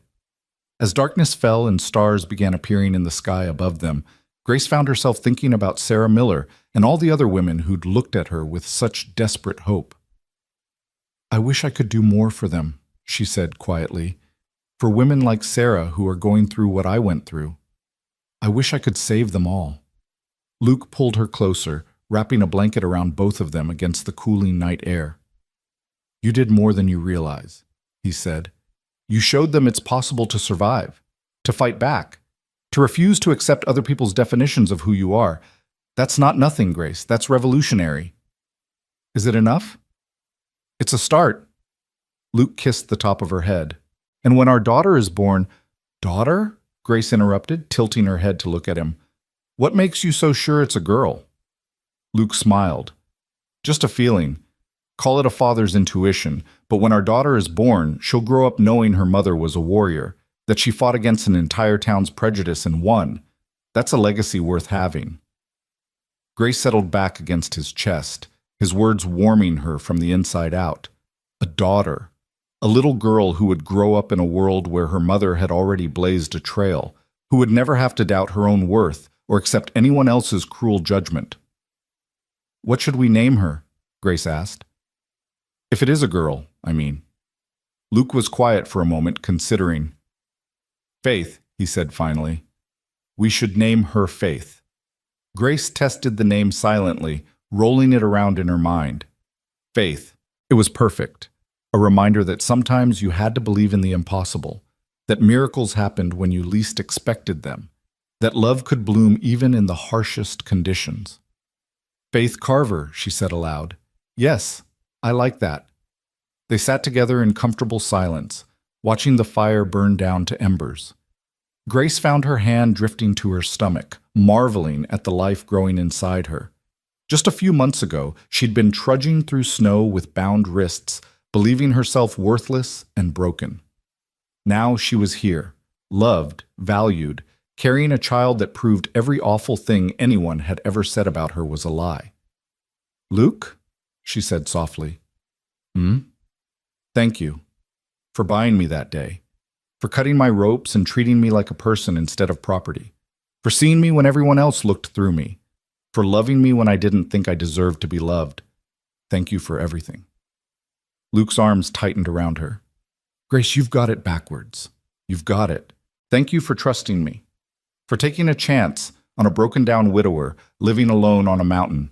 For bringing light back into my life when I thought I'd spend the rest of my days in darkness. You saved me as much as I saved you. Maybe more." Grace turned in his arms and kissed him deeply, pouring all her love and gratitude and hope into the gesture. When they finally pulled apart, both breathless, Luke rested his forehead against hers. "Let's go home," he said. "Back to our mountain. Back to our life." "Home?" Grace repeated, and realized it was true. The cabin on Carver's Ridge was home now, more home than the house in Evergreen Hollow had ever been. It was where she'd learned to laugh again, to hope again, to believe in herself again. It was where she'd found love and built a future worth having. Yes, she agreed. Let's go home. They set out the next morning, retracing their route back toward the mountains. The journey seemed shorter this time, perhaps because Grace knew what waited at the end. Not uncertainty or fear, but safety and love. When they finally crested the ridge and saw the cabin nestled in its clearing, Grace felt her heart swell with something close to joy. This was her life now, not the one she'd been born into or the one she'd been promised, but the one she'd chosen. And it was better than anything she'd dared to dream. Luke helped her down from her horse and immediately set about unpacking their supplies and seeing to the animals. Grace went inside and lit the fire, feeling the cabin warm around her like a welcoming embrace. Everything was just as they'd left it. The mismatched chairs, the repaired book of poetry, the bed where they'd first made love and confessed their feelings. She put on water to boil for tea and was standing at the window watching Luke work in the paddock when she felt it, a strange flutter in her belly, so faint she almost missed it. Grace froze, her hand instinctively moving to her stomach. There it was again, a tiny movement, like butterfly wings brushing against her from the inside. "Luke," she called out, her voice shaking with excitement. "Luke, come quick!" He dropped what he was doing and ran to the cabin, bursting through the door with panic written across his face. "What's wrong? Are you hurt? Is it the baby?" "Give me your hand," Grace interrupted, grabbing his wrist and pressing his palm flat against her belly. "Wait, just wait."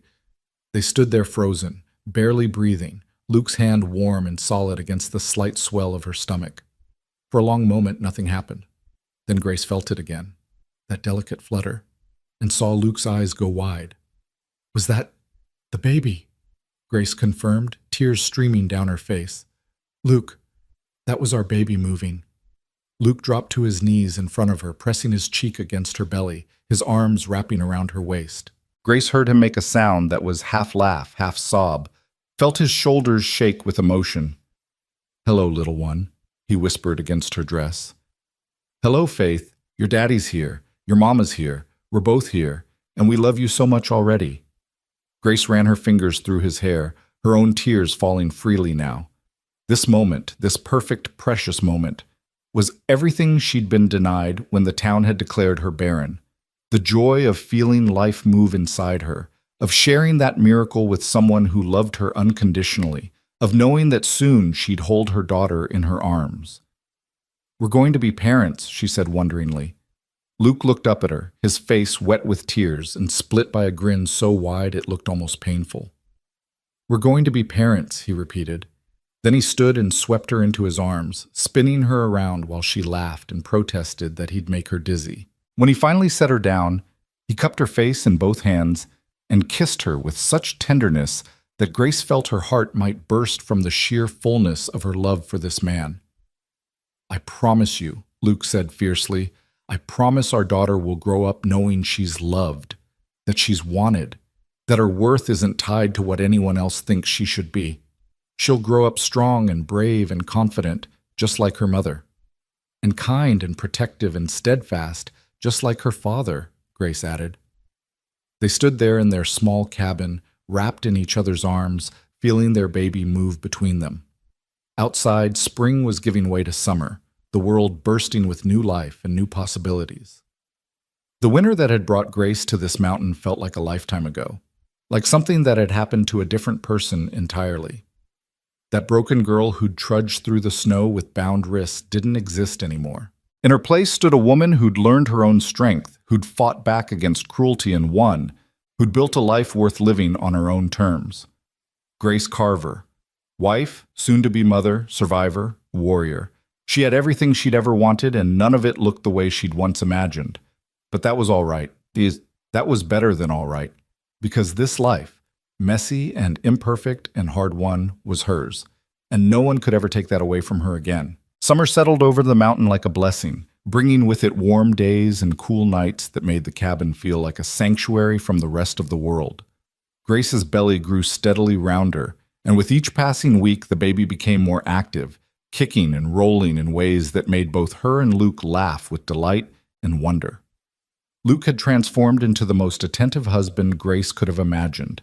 He insisted she rest more, work less, and constantly fretted over whether she was eating enough, sleeping enough, staying cool enough in the summer heat.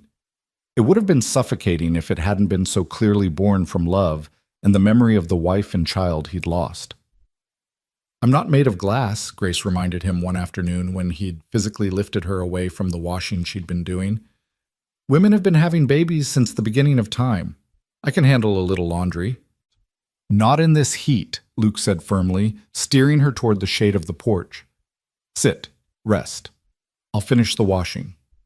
Grace watched in amusement as her mountain man husband, this rough, capable rancher who could wrestle a calf to the ground and chop wood all day without breaking a sweat, carefully scrubbed her dresses in the wash basin with the same concentration he'd give to shoeing a horse. "You're going to spoil me," she called out. "Good," Luke replied without looking up. "You deserve to be spoiled." The baby kicked hard against Grace's ribs, as if agreeing with her father, and Grace laughed. "Your daughter agrees with you," she said, rubbing the spot where a tiny foot was pressing against her belly. Luke abandoned the washing immediately and came to sit beside her, his large hand replacing hers on her stomach. "Is she kicking?" he asked eagerly, and Grace guided his hand to the right spot. They sat there together, feeling their daughter move, and Grace thought she'd never been happier in her entire life. But that happiness was shadowed by a growing anxiety that Grace tried to hide but couldn't quite suppress. As summer progressed and her due date drew closer, she found herself thinking more and more about Anna, Luke's first wife, who died in childbirth along with their son. Luke never spoke about the details, and Grace had never pushed him to share, but she'd pieced together enough from his careful avoidance of the subject to understand that it had been traumatic and terrible. One night in late July, Grace woke from a nightmare gasping and drenched in sweat.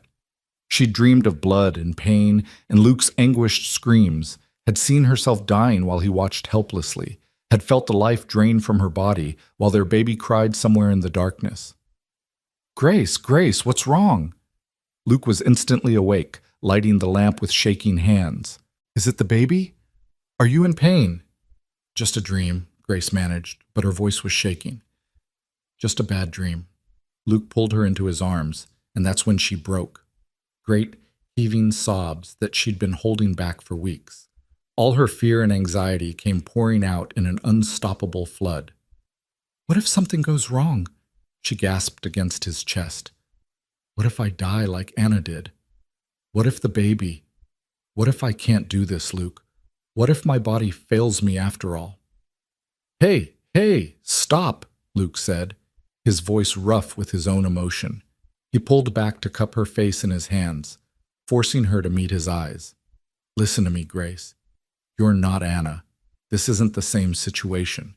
Anna had complications from the very beginning. Bleeding, weakness, pain. You've been healthy and strong this entire time. Dr. Harrison said everything looked perfect." "But things can change," Grace whispered. "Things can go wrong so quickly, and if they do, we'll handle it," Luke interrupted firmly. "But Grace, you can't spend the next 3 months terrified of something that probably won't happen. You'll drive yourself mad, and it's not good for you or the baby." Grace knew he was right, but knowing didn't make the fear go away. "Tell me what happened," she said quietly. "With Anna. I need to know what I'm facing, what you're afraid of." Luke's face went pale in the lamplight. "Grace, please," she pressed. "Not knowing is worse. My imagination is filling in the blanks with all sorts of horrors. The truth, no matter how bad, has to be better than what I'm imagining." Luke was silent for so long that Grace thought he might refuse. But then he took a deep breath and began to speak, his voice distant and hollow, like he was describing something that had happened to someone else. "Anna started having problems around her 6th month," he said. "Bleeding that wouldn't stop. The midwife said it wasn't normal but might resolve on its own. It didn't. She got weaker and weaker, could barely get out of bed toward the end. When the labor started, it was too early, almost 2 months too early. The baby wasn't ready, Anna wasn't ready." His hands tightened on Grace's shoulders, but his eyes were fixed on something far away, some terrible memory only he could see. "It took 3 days," he continued, and his voice broke. 3 days of labor, and she was already so weak. I rode down to town to get the doctor, but by the time we got back, the baby was born dead. Had been dead for hours, the midwife said. And Anna, she just kept bleeding. Nothing they did could stop it. She died in my arms, asking me to take care of our son, not understanding that he was already gone. Grace felt tears streaming down her face. She reached up to touch Luke's cheek and found it wet. "I'm so sorry," she whispered. "Luke, I'm so sorry you had to go through that. I blame myself," Luke said hoarsely. "I kept thinking, if I'd gotten her to a better doctor sooner, if I'd had more money for proper care, if I'd noticed the signs earlier." "It wasn't your fault," Grace said fiercely, echoing the words he'd once said to her. "Sometimes terrible things happen, and there's no one to blame. Just loss." Luke let out a sound that was half laugh, half sob. "You remember that, do you?" "I remember everything you've ever said to me." Grace pressed her forehead against his. "And now I understand why you're so protective, why you panic every time I exert myself. You're afraid of losing me the way you lost her." "Every day," Luke admitted, "every single day I wake up terrified that something will go wrong, that I'll lose you both, that I'll have to live through that nightmare again." "Look at me," Grace commanded, and Luke obeyed. She took his hand and placed it on her belly, where the baby was moving restlessly, disturbed by her mother's emotional state. "Feel that? That's your daughter, alive and healthy and strong. And I'm healthy and strong too. What happened to Anna was a tragedy, but it doesn't mean the same thing will happen to me." "I know that logically," Luke said, "but logic doesn't help when I wake up in the middle of the night and check to make sure you're still breathing. It doesn't help when I see you wince from a kick and my first thought is that something's wrong." Grace understood then just how deep his trauma ran, how much courage it had taken for him to open his heart again, to risk loving someone new when he'd lost so much the first time. "We're going to get through this," she said firmly. "Both of us. Together. And when our daughter is born, healthy and screaming and perfect, you're going to realize that not every story ends in tragedy. Promise me," Luke said suddenly, desperately. "Promise me that if something goes wrong, if it comes down to saving you or saving the baby—" "Don't," Grace interrupted. "Don't ask me to make that choice." "I have to," Luke said, his voice breaking. "Grace, I need to know that you'll fight for yourself, that you won't give up trying to survive, because I can't lose you. I won't survive it a second time." Grace saw the raw terror in his eyes and understood that this wasn't just about her or the baby. This was about Luke's very survival, about whether he could endure another loss of this magnitude. And the truth was, she didn't know if he could. "I promise," she said quietly. "I promise to fight, to do everything in my power to come back to you. But Luke, you have to promise me something too. Anything. If the worst happens, and I'm not saying it will, but if it does, you have to promise you won't let it destroy you, that you'll keep living, that you'll take care of our daughter and tell her about both of us, about the love that made her. Promise me you won't just give up." Luke's jaw clenched. That's not a fair thing to ask. "Neither is making me promise to survive," Grace countered. "But we're making these promises anyway because we love each other, because we need to know the other person will be all right." They stared at each other in the lamplight, two people who'd been broken by life once before and were terrified of being broken again. Finally, Luke nodded. "I promise," he said hoarsely. "I promise I'll keep going, for you, for Faith, even if it kills me to do it." Grace kissed him then, tasting salt from both their tears. They held each other until the lamp burned low and the first hints of dawn began lightening the sky outside their window. Neither of them slept, but somehow sharing their fears had made them more bearable. They'd acknowledged the worst possibilities, had made their promises to each other, and now all they could do was trust that love would be enough to see them through. The weeks that followed were both endless and too short. August burned hot and heavy, making Grace feel like she was carrying a boulder instead of a baby. She waddled more than walked, her back ached constantly, and she had to stop working entirely because even the smallest tasks left her breathless and exhausted. Luke had ridden down to the valley in late July and returned with Mrs. Chen, an experienced midwife from one of the Chinese families that had settled in the area after the railroad work dried up. She was a small, no-nonsense woman in her 50s who took one look at Grace and pronounced her fit and healthy. "Baby is big," Mrs. Chen said, her hands expertly probing Grace's belly. "Strong. You carry well. No problems I can see." "When?" Grace asked. "When will the baby come?" Mrs. Chen shrugged.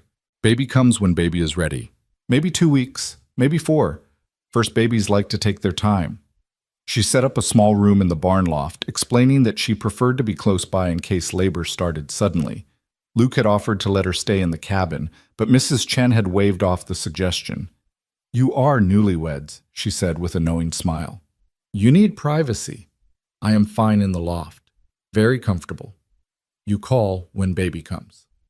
Grace liked Mrs. Chen immediately. The woman had a calm, steady presence that soothed Grace's anxieties in a way that no amount of Luke's reassurance could quite manage. Mrs. Chen had delivered hundreds of babies, had seen every complication imaginable, and she radiated quiet confidence that things would proceed normally. "You worry too much," Mrs. Chen told Grace during one of her daily visits. "Worry is not good for baby. You need to relax, trust your body. Women have been doing this since the beginning of time. Your body knows what to do." "What if it doesn't?" Grace asked quietly. "What if something goes wrong?" Mrs. Chen fixed her with a sharp look. "Then I fix it. That is why I am here. But Grace, you cannot spend these weeks afraid. Fear makes labor harder, makes pain worse. You need to make peace with what is coming. Accept that there will be pain, yes, but also joy. Accept that your body will do hard work, but it is strong work, good work. Accept that at the end, you will hold your baby. Focus on that." Grace tried to take the advice to heart. She spent her days resting in the shade, reading poetry aloud to her belly, talking to Faith about the life they would build together. Luke brought her wildflowers he picked on his rides around the property, and she pressed them between the pages of books, creating small treasures to show their daughter someday. In early September, on a morning that dawned clear and cool with the first hint of autumn in the air, Grace woke to feel something different. Not pain exactly, but a tightening across her belly that made her catch her breath. She lay still, waiting to see if it would happen again. 10 minutes later, it did. Grace's heart began to race. This was it. After 9 months of waiting and wondering and preparing, their daughter had decided it was time to be born. "Luke," she said quietly, and he was instantly awake, every muscle tensed for action. "What's wrong?" "Nothing's wrong," Grace said, managing a smile despite her nervousness. "I think the baby's coming." Luke went pale, then flushed, then pale again. "Now? Right now?" "Not right this second, but soon. The contractions have started." Luke was on his feet immediately, pulling on clothes with shaking hands. "I'll get Mrs. Chen. You stay here. Don't move. Don't—" "Luke," Grace interrupted, catching his hand. "Breathe. We have time." Mrs. Chen said first babies take a while. This could go on for hours. "Or it could go fast," Luke said, and she could hear the panic threading through his voice. "Anna's labor was 3 days, but I've heard of women who deliver in an hour, and—" "Stop," Grace said firmly. "Listen to me. Everything is going to be fine. Mrs. Chen is prepared. You're prepared. I'm prepared. This is what we've been waiting for. So take a breath, get the midwife, and come back to me. All right?"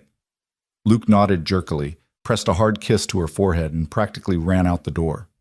Grace heard him shouting for Mrs. Chen as he sprinted toward the barn, and despite everything, she found herself smiling. Her strong, capable husband, reduced to a nervous wreck at the prospect of becoming a father. Mrs. Chen arrived within minutes, completely unruffled despite having been woken from sleep. She did a quick examination, timing Grace's contractions, and nodded in satisfaction. "Good strong contractions," she announced. "Steady rhythm. This baby will come tonight, I think. Maybe early tomorrow morning." "That long?" Luke asked, looking stricken. Mrs. Chen patted his arm. "First babies always take time. Is normal. You need to be patient." She turned to Grace. "Can you walk?" "I think so." "Good. Walking helps labor progress. We walk, we rest, we walk more. When contractions get stronger, then we work harder. But for now, we take it easy." The hours that followed were strange, simultaneously the longest and shortest of Grace's life. The contractions came in waves, starting as mild tightening and gradually building in intensity until Grace had to stop and breathe through them. Mrs. Chen guided her through various positions, walking, sitting, squatting, lying on her side, explaining that movement helped the baby descend and made labor faster. Luke hovered constantly, looking like he might collapse from stress at any moment. Mrs. Chen finally shooed him outside to chop wood, explaining that he needed something to do with his nervous energy, or he'd drive them both mad. Men are useless during labor, she said matter-of-factly. They pace and worry and get in the way. Better to give them work. Grace could hear the rhythmic thunk of the axe outside and found it oddly comforting. Luke was out there, working off his fear and anxiety while she did the hard work of bringing their child into the world. They were in this together, even if they were physically separated. By afternoon, the contractions were coming faster and harder. Grace had to grip the bedpost and breathe in slow, measured counts while pain radiated across her belly and down her back. Mrs. Chen pressed warm cloths against her lower back, murmuring encouragement in a mixture of English and Chinese that Grace found soothing even when she couldn't understand the words. "You're doing beautifully," Mrs. Chen said during a break between contractions. "Baby is moving down. Everything is progressing well." "How much longer?" Grace gasped. "Hard to say. Few more hours, maybe. Your body is working hard, doing good work." Luke came in as the sun was setting, his face haggard with worry. "Is she all right?" he asked Mrs. Chen. "Should it be taking this long?" "She is fine," Mrs. Chen said firmly. "Labor takes as long as it takes. No rushing." Luke knelt beside the bed where Grace was resting between contractions and took her hand. "I'm right here," he said softly. "Right here with you." Grace squeezed his fingers. "I'm scared," she admitted. "I know.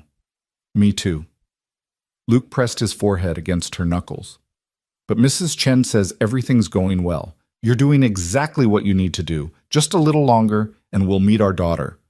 The next contraction hit, stronger than any that had come before, and Grace cried out despite herself. Luke's face went white, but he held her hand and let her squeeze until she thought she might break his fingers. When it passed, she was trembling and exhausted. "I can't do this," she gasped. "It's too much. I can't." "Yes, you can," Mrs. Chen said sharply. "You're already doing it. No giving up now. Baby is almost here." Another contraction, and another, and another. They came faster now, barely giving Grace time to catch her breath between them. The pain was overwhelming, consuming, unlike anything she'd ever experienced. She heard herself making sounds she didn't recognize. Animal sounds, primal and raw. "I need to push," she gasped suddenly. "Mrs. Chen, I need to—" "Not yet," Mrs. Chen said, examining her quickly. "Almost, but not quite. Breathe through it. Pant if you need to, but don't push yet." It was agony trying not to push when every fiber of her being was screaming at her to do exactly that. Grace gripped Luke's hand so hard she felt something pop, but he didn't flinch, didn't pull away. He just kept murmuring encouragement, telling her how strong she was, how proud he was, how much he loved her. "Now," Mrs. Chen said finally. "Now you can push. Next contraction, you push hard." Grace barely had time to register the words before the next wave hit. She bore down with everything she had, feeling something shift and move inside her. Luke supported her back. Mrs. Chen guided her through the push, and for one perfect moment, they were all working together toward a single goal. "Good!" Mrs. Chen exclaimed. "Very good! Again on the next one." Push after push after push. Grace lost track of time, lost track of everything except the need to get this baby out, to finish what her body had started 9 months ago. Sweat poured down her face, her hair stuck to her neck, her throat was raw from crying out. But she kept going. She'd promised Luke she would fight, and she was keeping that promise with every ounce of strength she possessed. "Head is out," Mrs. Chen announced. "One more big push, Grace. You can do this." Grace gathered every last bit of energy she had left and pushed with a force that felt like it might split her apart. She felt a sudden release, a lessening of pressure, and then a cry. Thin and reedy and absolutely perfect, cutting through the night air like a declaration of existence. "It's a girl," Mrs. Chen said, laughing with delight. "Beautiful, healthy girl." Grace collapsed back against Luke's chest, sobbing with relief and joy and exhaustion.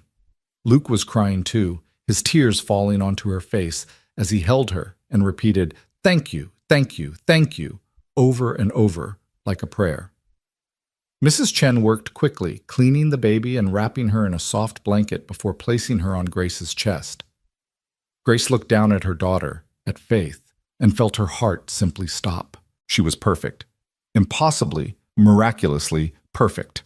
Tiny fingers already curling into fists, eyes scrunched closed against the lamplight, a shock of dark hair plastered to her small head. She was real and alive and here, after months of hoping and fearing and praying. "Hello, Faith," Grace whispered, tracing one finger down her daughter's soft cheek. "Hello, my beautiful girl. We've been waiting for you." Faith's eyes opened, just for a moment, and Grace saw they were pale gray, exactly like her father's. The baby made a small mewling sound, and Luke reached down to touch her tiny hand with one rough, calloused finger. Faith's fist immediately closed around it, gripping tight. "She's got a good grip," Luke said, his voice thick with tears. "Strong girl, just like her mama." Mrs. Chen finished her work and stepped back with a satisfied nod. "Mother and baby both healthy," she announced. "Good birth, good outcome. You did well, Grace." Grace barely heard her. She was lost in the wonder of her daughter, counting tiny fingers and toes, marveling at the perfection of miniature ears and the impossibly small nose. This was what everyone had said she could never have. This was what Dr. Winters had declared impossible, what her family had given up on, what the entire town of Evergreen Hollow had used to define her worth. And yet here Faith was, proof that they'd all been catastrophically wrong. "I can't believe she's real," Grace murmured. "I can't believe we actually did this." Luke kissed Grace's temple, then leaned down to press the gentlest kiss to Faith's forehead. "We did more than that," he said softly. "We proved them all wrong. Every single person who ever said you were broken or worthless or cursed, this baby is proof they were lying. You were never the problem, Grace. You were just waiting for the right person, the right time, the right love." Grace looked up at him through her tears. "The right everything," she agreed. "Mrs." Chen bustled around cleaning up, giving them privacy to bond with their new daughter. After a while, she approached the bed with a cup of tea for Grace.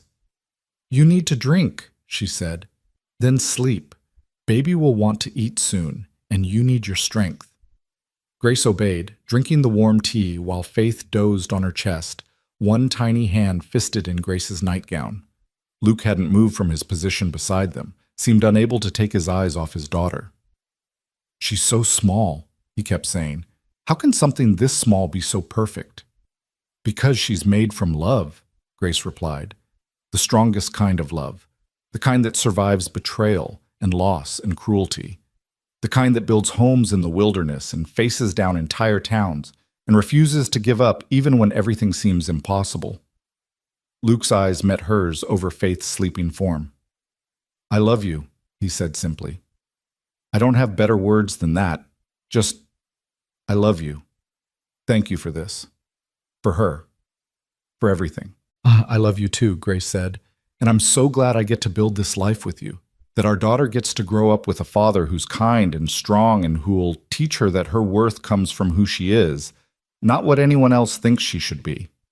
Mrs. Chen returned then and gently took Faith from Grace's arms. "Time for baby to eat," she announced. "Then everyone sleeps. Tomorrow you start your new life as parents, but tonight you rest." She showed Grace how to nurse, guiding the process with patient expertise until Faith latched on and began to feed. The sensation was strange but not unpleasant, and Grace felt a fierce rush of maternal protectiveness as she watched her daughter nurse. This was her child, her flesh and blood, the baby everyone said she could never have, and Grace would protect her with every breath in her body, would make sure Faith never felt unwanted or worthless or less than, would raise her to be strong and confident and sure of her own value. When Faith had finished eating and drifted back to sleep, Mrs. Chen placed her in the small cradle Luke had built weeks ago. "Everyone sleeps now," she ordered. "I will stay close in case baby wakes, but you need rest, Grace. Your body has done hard work." Grace wanted to protest, wanted to stay awake and stare at her daughter, to convince herself this wasn't all a dream, but exhaustion pulled at her like a physical weight. Luke stretched out beside her on the bed, his arm curving around her protectively, and Grace let herself sink into sleep with the sound of Faith's soft breathing filling the room. She woke several times during the night to feed Faith, each time marveling anew that this perfect creature was really hers. Luke woke with her every time, watching as she nursed their daughter, sometimes reaching out to touch Faith's soft hair with wondering fingers. "I can't believe she's real," he kept saying. "I keep thinking I'll wake up and find it was all a dream." "She's real," Grace assured him. "We're real. This whole impossible, wonderful life we've built, it's all real."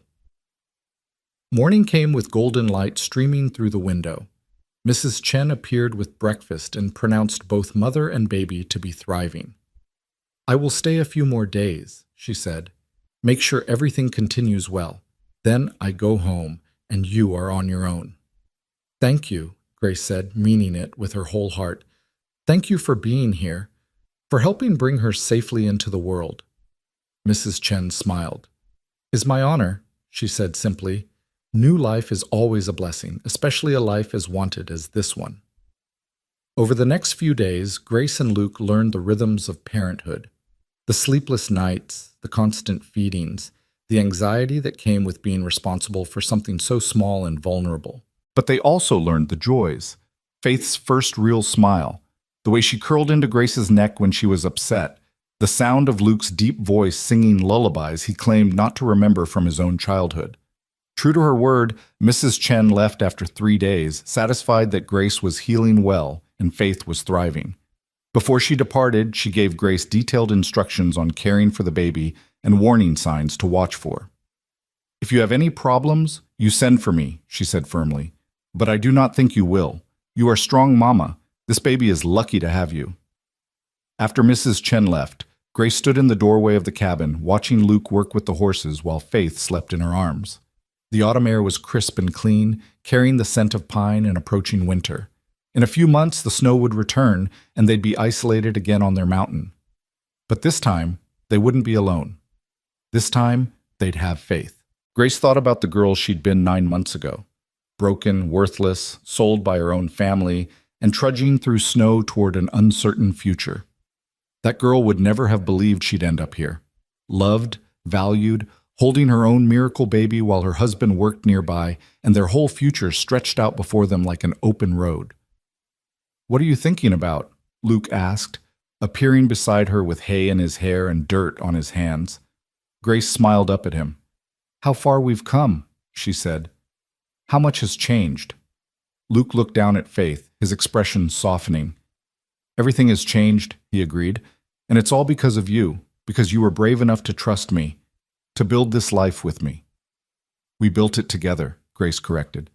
She leaned against him, and he wrapped his arm around both her and Faith.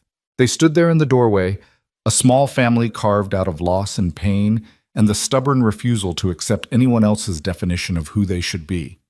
And as Faith stirred in her arms and opened those pale gray eyes, Grace felt something settle deep in her chest. Peace, contentment, the bone-deep knowledge that she was exactly where she was meant to be, with exactly the people she was meant to love. This was home. This was family. This was everything. October painted the mountain in shades of gold and crimson, and Faith grew stronger with each passing day. She'd already developed a personality that made both Grace and Luke laugh, stubborn when hungry, curious about everything, and possessing a set of lungs that could wake them from the deepest sleep. Grace had never been so exhausted or so happy in her entire life. One crisp morning, as Grace nursed Faith by the window while watching Luke mend fences in the distance, she heard the sound of hoofbeats approaching. Her heart jumped into her throat. They rarely had visitors, and unexpected company on the mountain usually meant trouble. Luke had heard it too. He dropped his tools and moved toward the cabin with the fluid speed of a man who'd learned to be cautious. Grace stood, cradling Faith protectively, and moved away from the window. "Stay inside," Luke called out as he reached for the rifle he kept by the door. "Don't come out until I say it's safe." Grace's pulse hammered as she watched through the gap in the curtain. A single rider crested the ridge, and Grace's breath caught when she recognized him. Thomas. Her brother. Luke must have recognized him too because he lowered the rifle slightly, though he didn't put it away. Thomas reined in his horse a respectful distance from the cabin, hands clearly visible and empty. "I come in peace," Thomas called out. "I'm not here to cause trouble. I heard that Grace had the baby. I wanted to see if it was true, if she and the child were well." Grace made her decision in an instant. She adjusted Faith in her arms and stepped out onto the porch, despite Luke's quick sound of protest. Thomas's eyes went immediately to the bundle in her arms, and his face transformed with wonder and something that might have been regret. "She's real," he said softly. "Grace, she's real." "Her name is Faith," Grace replied, her voice cool but not hostile. "And yes, she's very real, very healthy. Very much proof that everything we were told was a lie." Thomas dismounted slowly, and Luke tensed, but Grace shook her head slightly. Her brother approached the porch with his hat in his hands, looking younger and more uncertain than Grace had ever seen him. "I'm sorry," Thomas said, and his voice cracked. "Grace, I'm so sorry for everything. For not standing up to Father, for letting him sell you like that, for believing the lies about you. He stopped, swallowing hard. "There's no excuse for what we did, what I did. I just wanted you to know that I'm sorry." Grace studied him, this brother who'd shared her childhood, who taught her to skip stones and catch fireflies, who'd sat silently in that wagon while she was sold away. She saw genuine remorse in his eyes, genuine pain, but she also remembered the rope cutting into her wrists, the cold that had seeped into her bones, the crushing weight of believing she was worthless. "I appreciate the apology," she said finally, "but I'm not sure I can forgive you yet. Maybe someday, but not today." Thomas nodded, accepting the boundary. "That's fair, more than fair." His eyes drifted back to Faith. May I see her? Just for a moment?" Grace hesitated, then descended the porch steps. Luke moved to her side immediately, his presence a wall of protection. She adjusted Faith's blanket so Thomas could see her face, those pale gray eyes wide and curious, that shock of dark hair, those perfect tiny features. "She's beautiful," Thomas whispered. "She looks like you, Grace. Around the eyes." "She looks like her father, too," Grace said, glancing at Luke with a soft smile. "She's got his stubbornness, that's for certain." Thomas reached out as if to touch Faith, then seemed to think better of it and dropped his hand. "Mother doesn't know I'm here," he said quietly. She's not well, Grace. What happened in the town square, what Edmund revealed about Mrs. Whitmore. It broke something in her. She spends most days in bed now, staring at the wall. Won't eat, won't talk, just stares." Grace felt a complicated swirl of emotions at that news. Part of her felt vindicated. Her mother deserved to feel some of the pain she'd caused. But another part, the part that remembered being held as a child, that remembered her mother's lullabies and gentle hands, felt a stab of unwanted sympathy. "And Father?" she asked. "Drinks," Thomas said bluntly. "From morning until night. He sold the Southfield to pay debts. We're struggling, Grace.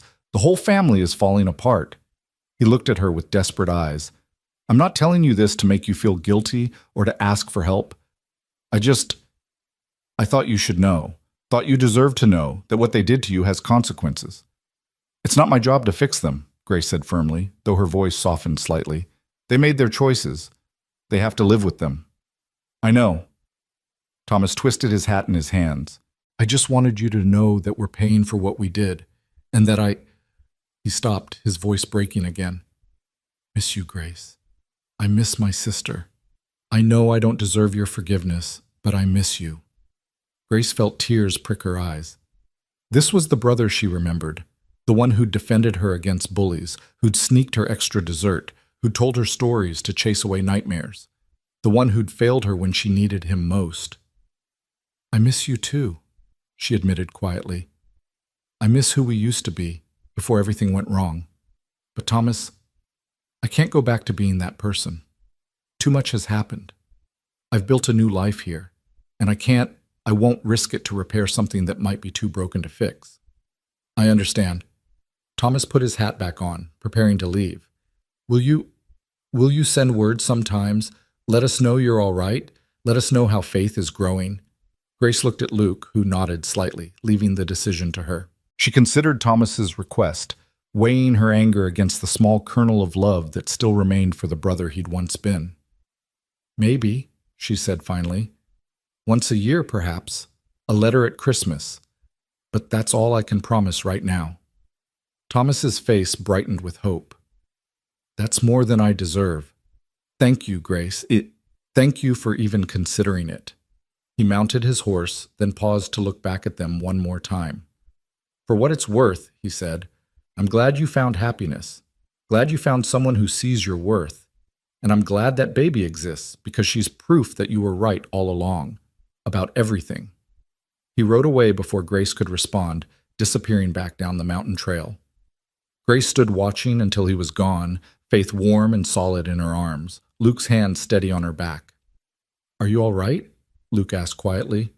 Grace considered the question. Was she all right? Her family was broken. Her mother was ill. Her father had become a drunk. Part of her felt guilty, as if her defiance had somehow caused their downfall. But the larger part, the part that had been forged in pain and reborn in love, knew the truth. I'm all right, she said firmly. They're not my responsibility anymore. My responsibility is to you and Faith, to this life we've built. Everything else is just noise. Luke kissed her temple. That's my Grace, he murmured, always knowing what matters. They went back inside, and Grace settled into her rocking chair to finish nursing Faith. As she looked down at her daughter's peaceful face, she thought about the journey that had brought them here. The pain and betrayal, yes, but also the unexpected grace of finding Luke, the miracle of conceiving Faith, the triumph of proving everyone wrong. Her story could have ended so differently. She could have frozen to death in the wilderness, or died in childbirth like Anna, or simply withered away under the weight of shame and rejection. But she hadn't. She'd survived. She'd fought. She'd built something beautiful out of the ashes of her old life. And now she had everything she'd ever wanted, even if it looked nothing like what she'd once imagined. The first snow came in early November, just after Faith turned 2 months old. Grace stood at the window, watching the flakes drift down in lazy spirals, remembering the last time she'd seen snow falling like this. She'd been trudging behind a wagon, wrists bound, believing herself worthless and broken. And now here she stood, loved, valued, holding her daughter while her husband built up the fire to keep them all warm. Winter's here, Luke said, coming to stand beside her. He wrapped his arms around both of them, and Grace leaned back against his solid warmth. Are you ready for it? Grace thought about the months ahead, the isolation, the cold, the long dark nights. But she also thought about the three of them together in this cabin, safe and warm and loved, about reading poetry by firelight while Faith slept, about Luke's stories and her cooking and the small perfect moments that made up a life worth living. I'm ready, she said, more than ready. This winter will be different from the last one. How so? Because last winter we were two broken people just trying to survive. But this winter, we're a family, and that changes everything. Luke pressed a kiss to her hair. Everything, he agreed. The months that followed were hard in the way that all mountain winters were hard. Snow that piled up to the windows, cold that crept through every crack in the walls, days when the wind howled so fiercely that venturing outside meant risking frostbite or worse. But they were also some of the happiest months of Grace's life. Faith grew and changed almost daily, her personality blossoming in ways that delighted and occasionally frustrated her parents. She was loud when she wanted attention, stubborn when she didn't get her way, but also surprisingly gentle, reaching out to touch Grace's face with wondering fingers, making cooing sounds when Luke sang to her, smiling that gummy baby smile that made all the sleepless nights worthwhile. Luke proved to be a devoted father in ways that sometimes brought tears to Grace's eyes. He'd walk Faith around the cabin for hours when she was fussy, bouncing her gently and murmuring nonsense that somehow always seemed to work. He'd fashion toys for her out of wood and leather, simple things that Faith seemed to find endlessly fascinating. And at night, he'd hold his daughter while Grace read poetry, the three of them curled together by the fire like they were the only people left in the world. In late December, Grace kept her promise to Thomas and wrote a brief letter describing Faith's progress and assuring her brother that they were all well. She gave it to Luke to mail the next time he made the dangerous trip down to the valley for supplies, and tried not to think too much about what reaction it might provoke back in Evergreen Hollow. The response came in late January, a letter from Thomas filled with gratitude and updates about the family. Their mother had improved slightly, he wrote, though she still rarely left her room. Their father had stopped drinking quite so much but remained a shell of his former self. The town was still gossiping about the revelations from the previous spring, and the Whitmore family's reputation had suffered considerably.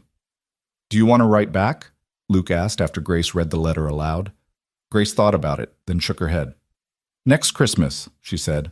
"One letter a year, like I promised. That's enough." She folded the letter and put it away in a drawer, a record of a past life that felt increasingly distant. Her real life was here, in this cabin, with Luke and Faith. Everything else was just echoes.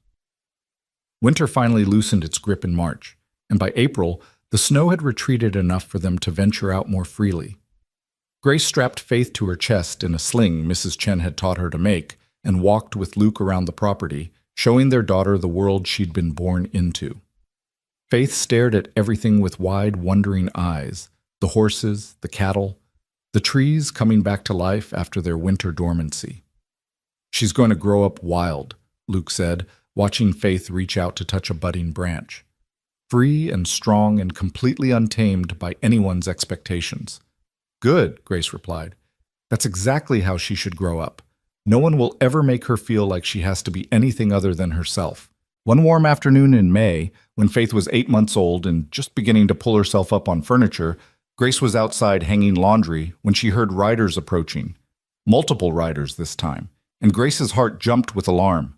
She gathered Faith quickly and ran toward the cabin, calling for Luke. He emerged with the rifle, his face set and grim. They watched as 3 riders crested the ridge, and Grace's breath caught when she recognized not just Thomas, but also Dr. Harrison from Silver Creek, and a younger man she didn't know. Thomas raised his hands in a gesture of peace as they approached. "Grace, Luke, please don't shoot. We're not here to cause trouble. Dr. Harrison asked to come, and I offered to guide him. This is his assistant, Dr. Wells." Grace looked at Dr. Harrison in confusion. "Why would you come all this way?" The kindly physician dismounted and approached slowly, mindful of Luke's rifle. "Because word of your daughter's birth has spread, Mrs. Carver. And because Dr. Winters' gross incompetence and deliberate malpractice needed to be addressed formally. I've been gathering testimony from women he's misdiagnosed over the years, and your case, combined with Edmund Whitmore's public admission about his mother's conspiracy, has given me enough evidence to have his medical license revoked." Grace stared at him. "His license? You can do that?" "The state medical board can, and they will, based on my report." Dr. Harrison smiled gently. "But I wanted to examine your daughter first, to document that she exists, that she's healthy, that you were never barren at all. Your case will be the centerpiece of my report, Mrs. Carver. You'll help ensure that Dr. Winters can never hurt another woman the way he hurt you." Grace felt tears spring to her eyes. She'd come back to Evergreen Hollow to prove them wrong, to show them her pregnancy. But she'd never imagined that her defiance would lead to actual justice, to preventing other women from suffering the same fate. "You can examine her," Grace said, her voice thick with emotion. "You can document whatever you need. If it helps other women, if it stops him from destroying more lives, then yes, absolutely yes." Dr. Harrison and his assistant spent an hour examining Faith, measuring her, documenting her perfect health and development. They also interviewed Grace about her pregnancy and birth, about Dr. Winters' original examination and diagnosis, about the years of shame and isolation that had followed his pronouncement. When they were finished, Dr. Harrison clasped Grace's hand warmly. "Thank you," he said. "Your courage in coming back to that town, in standing up to those people, it's made all the difference. Dr. Winters will face consequences for what he's done, and the women he's harmed will have validation that they weren't the problem. That's because of you, Mrs. Carver." After the doctors left, Thomas lingered behind. He looked at Grace hesitantly. "Mother wants to meet her," he said quietly. "Faith, I mean, she's been asking every day since Christmas. I know you don't owe her anything, but—" "No," Grace interrupted firmly. "Thomas, I appreciate that Mother is feeling regret now, but she had 9 months to reach out during my pregnancy. She had 8 months since Faith was born. She chose not to. And I'm not going to subject my daughter to someone who might still believe she's somehow tainted or cursed because of how the town talked about me." "She doesn't believe that anymore," Thomas protested. "She knows she was wrong. She wants a chance to apologize, to try to make things right. Some things can't be made right, Grace said, though her voice was gentle. Some betrayals cut too deep. Tell Mother I'm glad she's feeling better. Tell her I hope she finds peace. But I can't let her back into my life, Thomas. The risk is too great. I won't let anyone make Faith feel the way I was made to feel. Not ever. Thomas nodded sadly. I understand. I'll tell her. He mounted his horse, then looked back one more time. For what it's worth, Grace, I think you're an amazing mother. Faith is lucky to have you. She's lucky to have both of us, Grace corrected, reaching for Luke's hand. That's what real family looks like. People who choose each other, who protect each other, who refuse to let the world define their worth. Tell Mother that. Tell her that blood doesn't make family. Love does. Thomas rode away, and Grace watched him go with mixed feelings. She didn't regret her decision. Protecting Faith was paramount. But part of her mourned the family she'd once had, the mother who'd once tucked her in at night and kissed her scraped knees. You did the right thing, Luke said quietly. I know, Grace replied. It just doesn't always feel good, doing the right thing. No, Luke agreed, but that's what makes it right. If it was easy, it wouldn't mean anything. Summer returned with its warmth and long days, and Faith celebrated her first birthday with a cake Grace made from their precious stores of sugar and flour. The baby, not quite a baby anymore, smashed her chubby hands into the frosting and laughed with pure delight, and Grace and Luke laughed with her, capturing this perfect moment in their memories. Faith took her first steps in late August, staggering from Luke's arms to Grace's with a look of fierce concentration that made them both hold their breath. When she made it across the gap, Grace swept her up and spun her around while Luke cheered. That's our girl, he said proudly. Strong and determined, just like her mama. As autumn approached again, bringing with it the anniversary of Faith's birth and Grace's arrival on the mountain, Grace found herself reflecting on how much had changed in 2 years. She'd gone from being a woman sold as worthless to a wife, mother, and the catalyst for medical justice. She'd gone from believing herself broken to understanding that she'd never been the problem at all.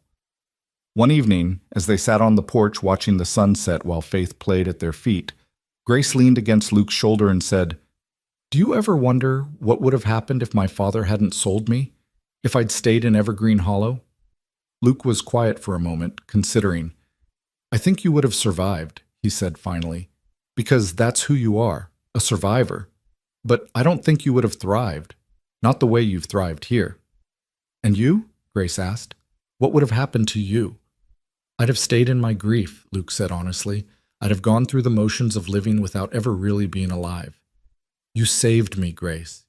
You brought me back from a very dark place. Grace laced her fingers through his. We saved each other, she said. That's what love does. It takes two broken people and makes them whole. Faith chose that moment to toddle over and grab onto Grace's skirt, demanding to be picked up. Grace obliged, settling their daughter on her lap while Luke's arm came around both of them. They sat there as the sky turned from gold to pink to purple. Three people who'd found each other against impossible odds and built a family out of love and determination and sheer stubborn refusal to accept anyone else's definition of their worth. In October, Grace received another letter from Thomas. Dr. Winter's license had been officially revoked by the state medical board. He'd been publicly censured, his reputation destroyed, his practice shut down. Several women had come forward with their own stories of his malpractice, adding their voices to Grace's. And Edmund Whitmore had broken his engagement to the woman his mother had chosen for him, announcing that he planned to move to California and start fresh somewhere his family's reputation couldn't follow him. The town of Evergreen Hollow was changing, Thomas wrote. People were questioning things they'd never questioned before, challenging authorities they'd never challenged, and it had all started with Grace's refusal to accept the lies they'd told about her. You changed things, Luke said after reading the letter. Not just for yourself, but for everyone. Grace thought about Sarah Miller and all the other women who'd looked at her with such hope that day in the town square. Thought about the women who might now get second opinions instead of accepting a charlatan's diagnosis. Thought about the ripples spreading out from one act of defiance. I just refused to be silent, she said. I refused to accept that I was worthless just because someone said so. Anyone could have done the same thing. But they didn't, Luke pointed out. You did. That's what makes you remarkable. 2 years turned into 3, then 4. Faith grew into a bright, curious child who asked endless questions and showed no fear of the wilderness around her. She helped Luke with the animals, helped Grace in the garden they'd expanded, and showed a stubborn independence that made them both laugh and occasionally tear their hair out. They had another child, a son they named Samuel, after Grace's father, because Grace said she wanted to reclaim the name and give it to someone who would honor it properly. And then another daughter, Anna, named for Luke's first wife, because some loves deserve to be remembered even as new loves bloomed. The cabin expanded to accommodate their growing family. Luke built an addition, then another. The ranch prospered as Luke's reputation for fair dealing and quality stock spread. They were never wealthy, but they were comfortable. More importantly, they were happy. Grace taught all 3 of her children to read using the volume of poetry Luke had saved from his first marriage. She told them stories about resilience and courage, about refusing to accept other people's limitations, about building the life you wanted instead of accepting the life you were given. And when Faith was 10 years old and came home crying because a boy in the Valley School had called her mother a name, had said Grace had been sold like property because she was worthless, Grace sat her daughter down and told her the whole story. The diagnosis, the betrayal, the sale, the journey through snow, the love that had saved them both. "You need to understand something, Faith," Grace said, holding her daughter's hands. "People will always try to define you by their own narrow understanding of worth. They'll try to put you in boxes, limit what you can do, tell you what you're capable of. And you need to look them in the eye and refuse. Refuse their limits. Refuse their definitions. Refuse to be anything less than exactly who you are." "Like you did?" Faith asked. "Like I did," Grace confirmed. "Like your father did. Like everyone who's ever decided their life was their own to build." Faith wiped her tears and nodded. "Then that's what I'll do too." And she did. All 3 of their children grew up strong and confident, secure in the knowledge that they were loved unconditionally, that their worth was inherent and not dependent on anyone else's approval. They grew up wild and free on that mountain, learning from parents who'd survived the worst and built something beautiful out of the ashes. Years passed, and Grace's hair turned gray at the temples, and Luke's beard went white. They grew old together on that mountain, watching their children grow and eventually leave to build their own lives. Faith became a teacher, determined to ensure no child ever felt worthless the way her mother had. Samuel took over the ranch, expanding it into something even larger than Luke had built. Anna became a doctor, inspired by her mother's stories of Dr. Harrison's kindness and determined to help women who faced medical prejudice. And through it all, Grace and Luke remained devoted to each other, the love that had started in darkness and desperation, maturing into something deep and unshakable. On their 20th anniversary, Luke gave Grace a leather-bound journal filled with all the letters she'd received over the years from women thanking her for giving them courage to question their own diagnoses, to seek second opinions, to refuse to accept that they were broken. "You changed so many lives," Luke said as Grace paged through the journal with tears streaming down her face. "You saved so many women from the fate you suffered. And it all started with your refusal to be silent." "It started with you," Grace corrected. "With you seeing me as worthy when no one else did. With you giving me a place to heal and grow. With you loving me when I didn't think I deserved to be loved." Luke pulled her into his arms, and they stood there in the cabin where their love story had begun, holding each other the way they'd held each other through 2 decades of joy and struggle and ordinary miracles. "We saved each other," Luke said, echoing Grace's words from so many years ago. "That's what love does." Grace thought about the girl she'd been, the one trudging through snow with bound wrists, believing herself worthless and broken. That girl would never have imagined this life, would never have believed that being sold for $50 would lead to 20 years of love and 3 beautiful children and a legacy of courage that touched dozens of lives. But that was the thing about life, Grace had learned. It rarely went the way you planned. Sometimes it went somewhere better, somewhere you'd never have had the courage to dream. She'd been called barren, worthless, cursed. She'd been sold like property and abandoned by her own family. She'd been told she had no value, no purpose, no future worth having. And she'd proven every single one of them wrong. Not by becoming what they wanted her to be, but by refusing to accept their definition of who she was. by building a life on her own terms with a man who saw her worth, by raising children who knew their value was inherent and unchangeable, by standing up to cruelty and creating space for other women to stand up too. As Grace stood in Luke's arms, watching the sun set over the mountains that had become her home, she thought about all the women who'd written to her over the years, all the lives that had been changed by her refusal to be silent, all the ripples spreading out from one act of defiance. Her family had sold her as worthless, but a rancher had seen her worth, had gotten her pregnant in days when everyone said it was impossible, had loved her truly and completely for 20 years and counting. And that love, that impossible, miraculous, defiant love, had changed everything. Grace smiled and held Luke tighter, grateful for every step of the journey that had brought her here. The pain had been real, and the betrayal had cut deep. But the love had been deeper. The healing had been real, and the life they'd built together had been worth every moment of struggle. This was her story. Not the one others had written for her, but the one she'd written herself. A story of survival and defiance and love that refused to die even in the darkest winter. And it was beautiful. As the last rays of sunlight painted the sky in shades of gold and crimson, Grace and Luke turned back toward their cabin, the home they'd built together, filled with memories and love and proof that sometimes the most impossible miracles are the ones that start with someone simply refusing to give up.